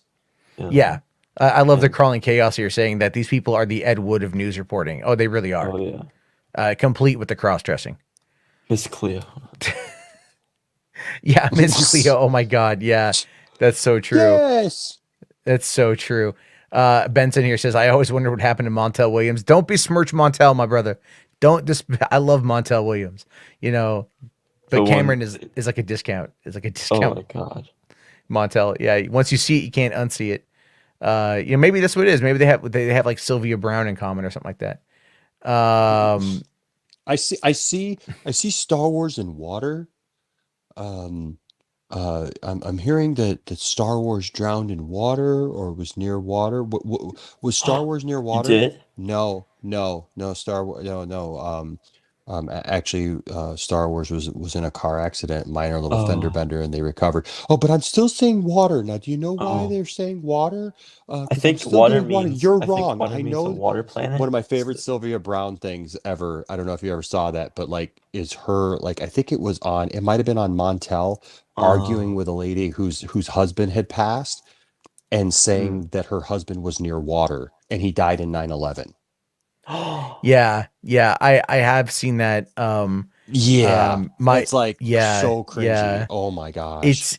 There are people that I know that love Sylvia Brown, and I am unable I am unable to make those comments. Predominantly. You know, Yeah, like I'm because just it's I'm like just I saying. don't want Look, to end. no, I know, I get it, but like that's just one of my favorite like things because like she's literally arguing with this lady whose husband died in one of the towers and like saying, well, I don't know what to tell you. I'm seeing him in water. He's telling me that he died in water, and like she's like, well, maybe the sprinkler system or something, and it's like, oh my God, are you kidding me right now? Oh, please no. Sprinklers, water, and Oh. sprinkles, crying. Well, maybe Someone's he crying. drowned, like that. Oh, that's Someone's Yeah. crying, and because the baby drowned. But yeah, that's why Mm. I'm not a big psychic fan, to be honest with you. I think I just It's I a have yikes I have for I have me. so many questions. It'd be the same thing with this, like the obsidian mirror shit is what it would be. Oh, But yeah. let's Well, look, keep going. if look, I'm not even saying, I'm not even saying that the supernatural doesn't exist, obviously, because of what I believe, but like, and I'm sure that there are people who have certain, I've had people tell me weird stuff. I mean, my grandmother even was somebody who told me many things that were going to happen that were just impossible. You know what I mean? Right. So that's interesting to me, but I mean, like then there's just people who try to force it and really just you can tell that they're being they're grifters. There's grifters and everything, right? So yeah, I just wow. Yeah. No, these guys are really trying to force this idea that it's just not backed up by anything. Nothing. Yeah, and No. they're not generating ancillary revenues like from merchandising or anything else. I mean, we've joked about it for months. I mean, the toys for Shang-Chi and the Eternals hit the clearance racks before the movies even came out. And why was that? Because the movies were And both why delayed. was that? Exactly. Like, do these people I not literally realize just that mentioned that, toys didn't have I? Like, deadlines too? but see, Like- but yeah, see, they don't think so. They think that see, here's the misrepresentation is that they act like it like toys are just toys, right? Like, so they don't actually take the time to look into it. And that's why, like I mentioned, because this is a talking point. This is something that all these guys, like, they all know each other's talking points and they just repeat them, like Matt said. So they don't have anything to actually new go off of. It's all just rhetoric. It's all just this hey, we say something that sounds smart so that it resonates with our base, and we're not really giving a reason why this is or that is bad. Or like dude, I would have a discussion with anybody all day long who literally wanted to come to the table with real legitimate gripes or facts. But this nonsense acting like the toy industry isn't an industry for a reason, and that there aren't planograms that go into like how you can get I mean, it's just like any other product. You know what I mean? Like just because it's a Star Wars toy, all Star Wars toys don't go into the same section of the toy store. All Star Wars toys don't go into the same area. Like when they switch from one like they rebrand every couple of years. The Black Series toys, like they go through different packaging and things like that. And when they do that, they have to be planned out differently. They take up different amounts of space. There's different size boxes. There's different all those things, and all those things have to be taken into account for. So when you have old product that doesn't match the current scheme, you don't leave that out there with the new stuff. It just doesn't happen. And then when you have a movie that gets delayed for months because of a global pandemic, I don't care if you're Shang-Chi or you're anything else, the packaging doesn't go with the other packaging. So do you don't leave remember it there. Do you remember though, like Wonder and there's Woman? no movie to back it up. Yeah. Hold on, do you remember when Wonder Woman 84 got it got delayed 6 months from June 2020 to the end of the year, and all of the merchandise came out on schedule because they already had all those contracts and they had already all that merchandise, and they couldn't sit on it, so that they had to move it in store shelves. So it's a lot like that. But again, this kind of stuff is, this is the thing. The Crawling Chaos says here, have these chuds ever reported anything positive ever? Nope. And also like the reason why we have like all these like major Lego leaks and like toy description leaks of Marvel movies as well is because those toys are supposed to come out in like a month, and with Doctor Strange 2 it was supposed to come out in 3 months, but it got delayed. But the toys are supposed to come out, in January, 2 months prior to the movie, and we've already seen a picture of one of them at least. We'll see more throughout this month and next month because that's when they're supposed to come out. Well, Exactly. Snake Eyes, the movie Snake Eyes, I hate the movie Snake Eyes, but the toys are actually pretty decent. But the thing is that Snake Eyes has now been out of theaters for how long? Right? I mean, it hasn't even been a thing. And the thing is that they're literally still releasing new figures for that were supposed to really be released months ago, but because of the delay, they pushed it off and they switched the times for the releases because of it. And so, you know, now we're in this situation where we literally have a movie that's come and gone and they're still releasing stuff for it, and the movie didn't even do well enough to really support it, but they still have merchandise. So they still have to put it out. They're putting it out under the G.I. Joe name, but you know, it is what it is, and that's all merchandising, you know. But these guys don't understand that. These guys don't even care about that. They just have they have one kind of mentality. They have one idea that, you know, that's all they They care only about. think that movies are the ones that get delayed. Yeah, I know. It's crazy And stuff. have But all right. Let's go for like another couple minutes to see what craziness that they say. Because I mean, honestly, they're so out of touch. It's like, I mean, to spend the next half hour going through all this, it would take like 2-3 hours. I think that's how bad it would be. And that's it. I mean, there's no bunch of kids clamoring for Eternals and Shang-Chi toys for Christmas, folks. I mean, do you see any Eternals and Shang-Chi Lego sets out there? They're not there. You know what the big thing right now for Lego Yeah, and there Nerf are guns and all actually that? Lego. I went to Target Yeah, yesterday, there took is. Renegade Jr. Oh yeah, there are. Yeah. It's all either classic Star Wars, Mandoverse, Jon Favreau Star Wars, and Roblox. Roblox apparently has put out a huge slate of toys, which is a massive online multiplayer video game system that 10 and 15-year-olds play. And you know what's coming next? Power proton pack guns, you know, that are going to be Ghostbusters. My The 5-year-old Ghostbusters nephew toys are picking up is again. already demanding his proton pack. My 5-year-old nephew wants Yep. his proton pack right now, right? Yep. Those They're- toys they're- are coming. It's amazing to watch. And speaking of, you know, the old classic Star Wars toys, so let's kind of turn the conversation into that part because we set this. All right. I don't want to get into that. I think that would trigger Enosh. But I mean, there's something for 2 cents for you guys, right? To dive into that because that's. But I mean, like, look, he's not wrong. He's not wrong. You go out, and you see it's a lot of Mando. Mando's been the most consistent thing since 2019.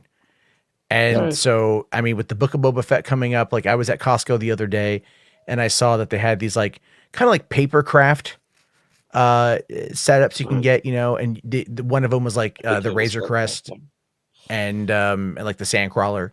And then And there's nobody's like denying that. Nobody's denying that. So what I wonder is like, why are they trying to separate like, oh, but you only see Mando, because that's the Star Wars property that's out right now. Yeah. Like, why would you see Last Jedi toys or Rise of Skywalker toys? You wouldn't, because those are properties literally from now 2, 3, 4 years ago, not the current property. The current property right now is Mando. So that's what's hot. That's what kids are wanting right now because that's what they're watching. That's what the collectors are watching.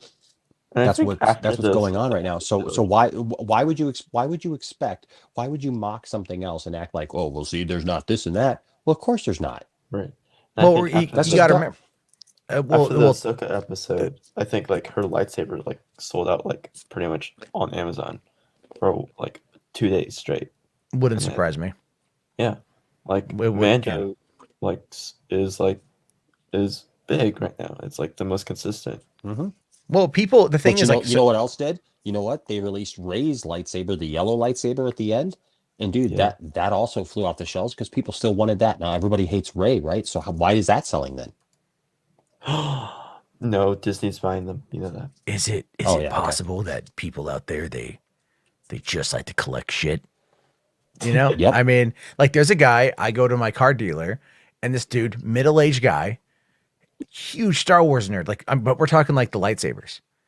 And I'll walk in with like a Star Wars hoodie or something, and we always end up chit-chatting for a while. And he's like, oh, I went out and I bought this lightsaber. I bought this one. I bought this from Amazon. I went to this convention and I got this one. And he has a massive collection of lightsabers that are just from all over. And this is what he buys. And this is what he likes. And he's super proud of it. I'm like, dude, that's the fan. He's not a kid. Yeah, I don't think he has kids. And how many of these people are these? It's like, oh, kids don't want to buy this. Kids don't. Yeah, toys are. Toys are down. Like, I mean, my daughter's birthday was yesterday, and we got her a tea set because she likes that kind of stuff. And then her grandmother out of San Diego bought her one of those Leapfrog Ultimate tablets. And, we hooked it up and let her play with it, And I mean, today just, oh man, taking that away from her was Meltdown City, and she doesn't even want to play with the other toy. She just wants her tablet and stuff. And so it's like, you can tell that's where like the difference is with these situations, generationally speaking. But again, that doesn't mean that the collectors don't want this stuff and that the general fans don't want this stuff. I mean, look, I'll put it like this. Look at Funko Pops, right? Like what purpose do Funko Pops actually serve? Nothing, but they're cool to look at. So maybe that's their purpose. I just got my Ned Funko Pop in today. Yeah, I saw you post about that. Yeah. I mean, like there are Funko Pops that I want, but I'll tell you this though, as a Star Wars fan, especially as a Mandalorian fan, the only toys I legitimately care about are just Mando related. Like literally, like those are the ones I see and I light up and I'm like, ooh, when am I getting that one? Or like, ooh, can I find this? Can I find that? Like that's what I like and that's the emotional connection to these things that I have. But then I look at other toys when I go to some of these stores. I'm like, yeah, those are kind of cool, but like, where would I put them is kind of where I'm at with it right now. But again, like, but I've been to the Funko home office in Everett, Washington, a couple times, and there are a ton of kids that are there, and the kids really like going. So I mean, obviously, it's still speaking to them. And also, there's a big Funko shop in Hollywood. Like huge. They just opened it up, back in 2019. Yeah, I was gonna go when I was in LA, but I didn't have time. Funko, you can make a custom Funko and like with your custom body and like all that stuff. They're the spot. Yeah, they're one up in Washington is like that too. So but it's pretty cool. Like, but yeah, I mean, Funko sells really well. Hell, the entire state of Washington, anything nerd related is sponsored in part by Funko. I guarantee you. But this is the thing, as look, believe us or not, I'm pretty sure it's safe to say that these people, they absolutely do not know what they talk about. Nope. And it's just what somebody else feeds to them and that they're able to attempt to spin without understanding anything. Like on the toy stuff, I'd talk to Enosh or Benson because I don't know much about it, but I know they do. So, but on that note, guys, it is 1:30 a.m. here. I got to be up early to look after my kids. So I do got to wrap this thing up here. Is there any final bits you guys want to say or? No, just is a Dumbo. Dumbo. Just like he's okay. Yeah, no, all these guys from the Fandom Menace like trying to latch on to Cameron and and try to force this idea that he knows what he's talking about. It's all fluff. There's nothing to it. They are literally propping up a guy who doesn't know what he's talking about. This guy, sitting here with Cameron, has no clue. Like you said, it's all a bunch of talking points that they all do. Like, dude, I just watched the first 10 minutes of Anna, that Star Wars Girls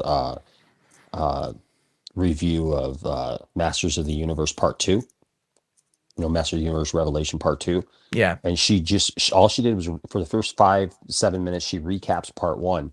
And she doesn't actually give a reason why she doesn't like it or legitimate reasons why anything is the way it is. She just, it's literally her repeatedly saying, wow, man, you got wow, man, Tila, wow, man, this person, wow, man, this, it's all wow, man, Evil Lynn, wow, man, everybody. And, and then she literally uses the term, she's the bestest ever. And you are not a legitimate source. You are not legitimate, reviewers or pundits. You are literally some people who are butthurt, and you don't even know anything about the things that you claim to like. Like they've proven it with Star Wars. They've proven it with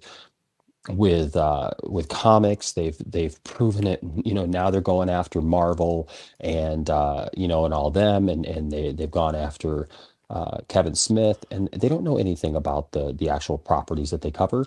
It's all for propaganda. It's all to excite their base. That all their base remembers about He-Man is he had a sword and he looked cool and he beat up Skeletor. They don't remember any of the stories. Like it is what it is. It's all for sensationalism, and it's all, honestly, it's just to grift and make money off these people. And it's look, we know because we're living over here in the real world where we're looking at this stuff, and we actually draw from different things, like you just said, Matt. Like if I don't know something as well, that's why we have panel discussions. That's the great thing about panel discussions, is you can actually draw from different sources and different people. And the great thing is when you have, anytime you watch one of their shows, it's all like just like them smooching up to each other's puckered buttholes, and acting like that they're all just in such agreement and all in lockstep together. I Oh, like yeah, it no, you're right. when you don't have an echo chamber, and like we literally push back on each other. And sometimes we even get in some heated debates that, like, for a couple of days everybody has to step back and take a breather and go, okay, this isn't important, we're still friends, whatever. And and sometimes I think that's a lot healthier than just sitting here like blowing smoke at each other, because we don't really believe what we're saying. We do believe what we're saying, and sometimes we don't like what the other one says, but we have conversations about it anyways. And that's people that I would listen to if I was your listening audience, my listening audience, whoever. I know we share a lot of people. Guys, we all know this. Just all we can do is try to make other people aware of it at this point. And so that's what we do. Yeah, and that's kind of where I personally am at with it, where I thought long and hard about, like, covering like movie topics, and I've been streaming most nights for like the last like 6 months now, right? And I really like it, but I think about it, and I think about, like, okay, what is the game they play and what is the game I play? And there's no denying it that these people have much larger platforms and much widespread voices. But the thing with them is that they also deep down know that they're complete charlatans, and that eventually they're going to end up getting exposed. Because eventually either YouTube is going to shut them down, which I think the harder that people like Nerdrotic go, are going to end up in that particular. I mean, there's like at some point he's going to drop like a hard R, in a video or something like that. It's just going to happen. And but at the same time, I don't mind calling it out. And the reason why Cameron is a person of interest to me, I don't want to necessarily say like target. I think that's like not right. I don't hate Cameron personally. I think Cameron is being played. I think he is a wacky guy. And I think he's being played. I think that people are propping him up because he is good clickbait for them, but they're turning him into a false prophet. And they don't care when it's time for him to go bye-bye, because they're just going to be able to kick him to the curb and get somebody else. And that's kind of the whole point, is that this is the world that they inhabit, is where everything is woke, everything is garbage, everything is terrible. I said this earlier on Max's stream. Are you familiar with Chris Gore? Like Film Threat? I've heard the name, but I'm not familiar with him, no. Yeah, he's like, he was a commentator, I think. I'm not too familiar. I met him when I was in LA for Rise of Skywalker. Like, he was at my screening. Nice guy and whatever, but he kind of came, like, got this resurgence of popularity recently when he was on like Film Courage, who I actually met them a decade ago. And they, great people, but they interviewed him about like what's wrong with Hollywood. And he kind of, had these videos blow up about like why most of these movies are crap. Oh yeah. I know who you're talking about. Yeah, I know exactly who you're talking about. He's at LA Comic-Con this weekend, and he's hosting a panel called Why 99% of Movies Are Garbage. And I know it's hyperbolic, and I get the point, but see, I see something like that, and I think to myself, what the hell? Like, right. We are movie lovers. We talk about them but in reality, in reality, when it comes to this platform, the game that you have to play is that a little bit, and so I've been that's why I started Chud Watch, because I get it. But at the same time, I think you can dismantle. I think if you say nothing for the sake of being nice, or not wanting to cause a stir, that's on you. I'm not going to do that because I don't care anymore. I really don't care. Like, there's nothing they can do to me that's going to hurt me. And they're all so deathly afraid of any valid criticism that they're just going to circle the wagons, and they're going to bring out all of your old hits. I should say all of my old hits, like they're going to bring out the polar bear bit. They're going to bring out the other stuff. Yeah. But they are so afraid of their own shadow on that front because they know what's coming. They know that it's inevitability and that all this shit's going to happen. And what I'm tired of, and I know that you mentioned it earlier, that whole thing about them being sources, because like I've said before, friends of mine in the real world who aren't internet people have contacted me asking about some of the stuff that they have heard through the grapevine that can trace back to this. And then I have to stop, and it's almost like deprogramming, and that's kind of the bigger issue. And I made a comment when Trump left office about deprogramming his fan base, and people got real mad at me for it. I'm like, no, when you live in that world of that constant negativity, that you're constantly the victim, that everyone else is the problem, and that you are the oppressed, even though you're like not at all by any means. There is going to have to be a deprogramming phase. And that's why people like Jeremy, there's a pipeline for geeks and gamers. It starts with park hopping. It starts there. Oh yeah, let's go to the park. We're going to show all the rides. It gets in the algorithm. Families who are looking to go to Walt Disney World, they find it, they watch it, they might like it, kids might watch it. Oh, it's brought to you by Geeks and Gamers. Okay, cool. What's this Geeks and Gamers thing? Go check it out. Oh, they cover movies and pop culture and entertainment. Oh, whoa.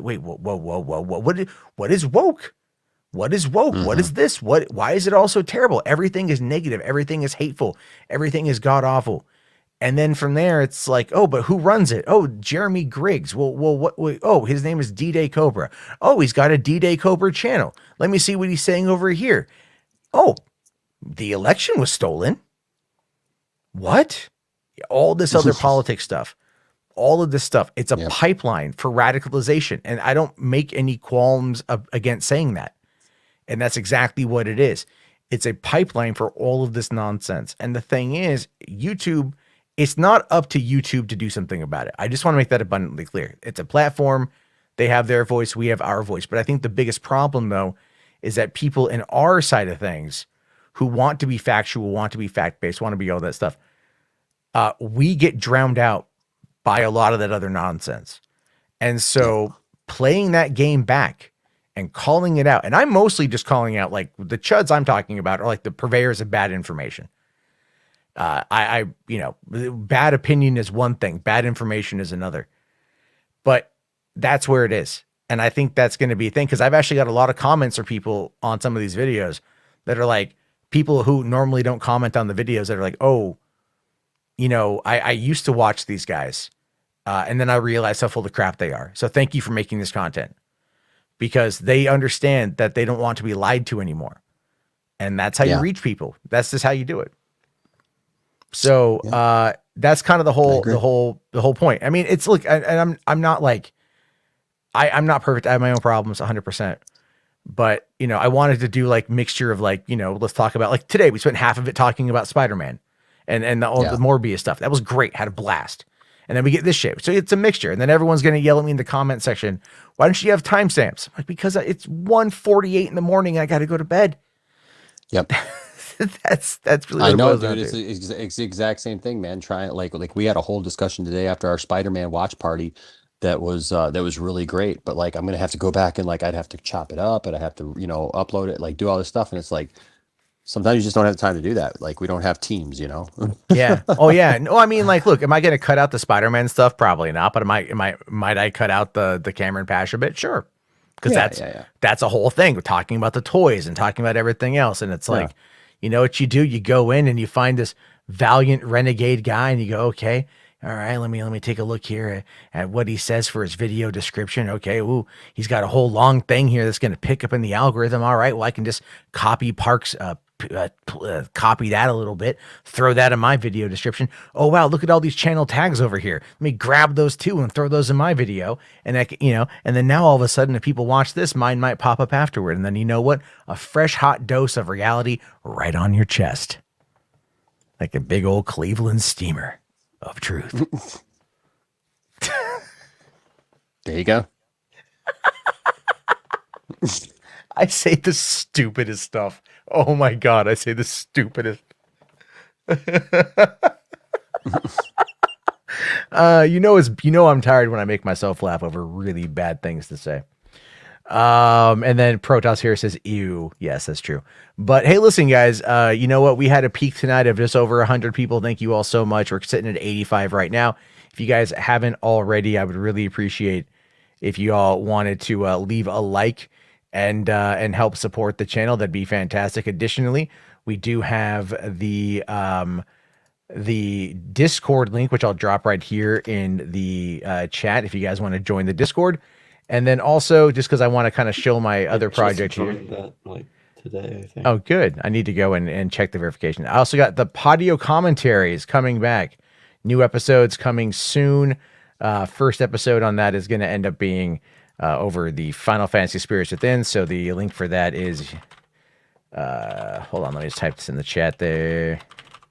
All right, youtube.com/Podio commentary. Give it a go. And then, of course, Enosh, where can people find you at, buddy? You guys can come on over to the Poindexter Lounge here on YouTube, and of course on all social media. We talk about a lot of the same things. Matt comes over to my channel, I come over here, and we have a good time. And come on over, check out what we're doing. And you know what? If we're streaming at the same time, check one of us out and watch the other one on the flip and have some fun with us. If you go to the Poindexter Lounge, get Emma Stoned or Franco. That's true. We're doing right now. We're on a series of but besides doing our typical movie talk stuff and whatever's in entertainment news right now. Also, we're going through all of the Spider-Man films one by one. So we just got through all of Tobey's films earlier today, and then tonight we watched The Amazing Spider-Man, and so then our next one is Amazing Spider-Man 2, and we're going to try to get through Holland's, and then we're even going to try to hit Spider-Verse, but definitely through Holland's before the new movie comes out. So, see, that's the thing, man. I'm so paranoid over copyright. Well, that's why I haven't done it. We do it on Twitch. We're doing it on Twitch. Yeah. So what we do is we offer for people who just want to get just have the commentary. We have people on both panels. So the thing is that we do it as two separate streams, Matt. So like instead of like combining them all, like you normally would, we don't do that. So we just do a separate Twitch one, which is if you want to watch the film with us live, you can do that with us. But if you want to just watch it later, you can always come back and you can pop in your your copy of the movie and watch it along with us. But also tomorrow, actually at 5 p.m. Eastern time, I will have I'm doing a series. I'm doing a series just because of some discussions that we've all had in the last couple of weeks. Basically, wanting to talk to the Snyderverse fandom has been something that's been under a lot of scrutiny and discussion. Like who's in it, who are the people in it, and who are the people who are good people who matter, and who are treating people with respect, and they're not these a-holes who are out here attacking people or saying horrible things to people or promising people stuff that is not verified or whatever. And so I decided I wanted to put together a series actually talking to those people and getting to know some of those people, and not just even just in the fandom for that, but also just in general. And so tomorrow I'm starting that actually with the film junkie Dave Pena. So 5 p.m. Eastern time, him and I will be doing a show. And then I also hope to do our show 2 Cents on Nonsense tomorrow night, where we cover the fandom menace and different various nonsensical topics like this too. So that'll be later in the evening tomorrow night. So nice. Could be a busy day for me tomorrow. So Oh yeah, no, definitely. And then Caden, where can people find you at? People can find me over at Little Big City Studio Networks, and also find me at Pop Culture Corner. Cool, man. Well, thank you guys so much for coming on by tonight. Thank you everybody for watching. I just relinked the actual hot URL for audio commentary down there. I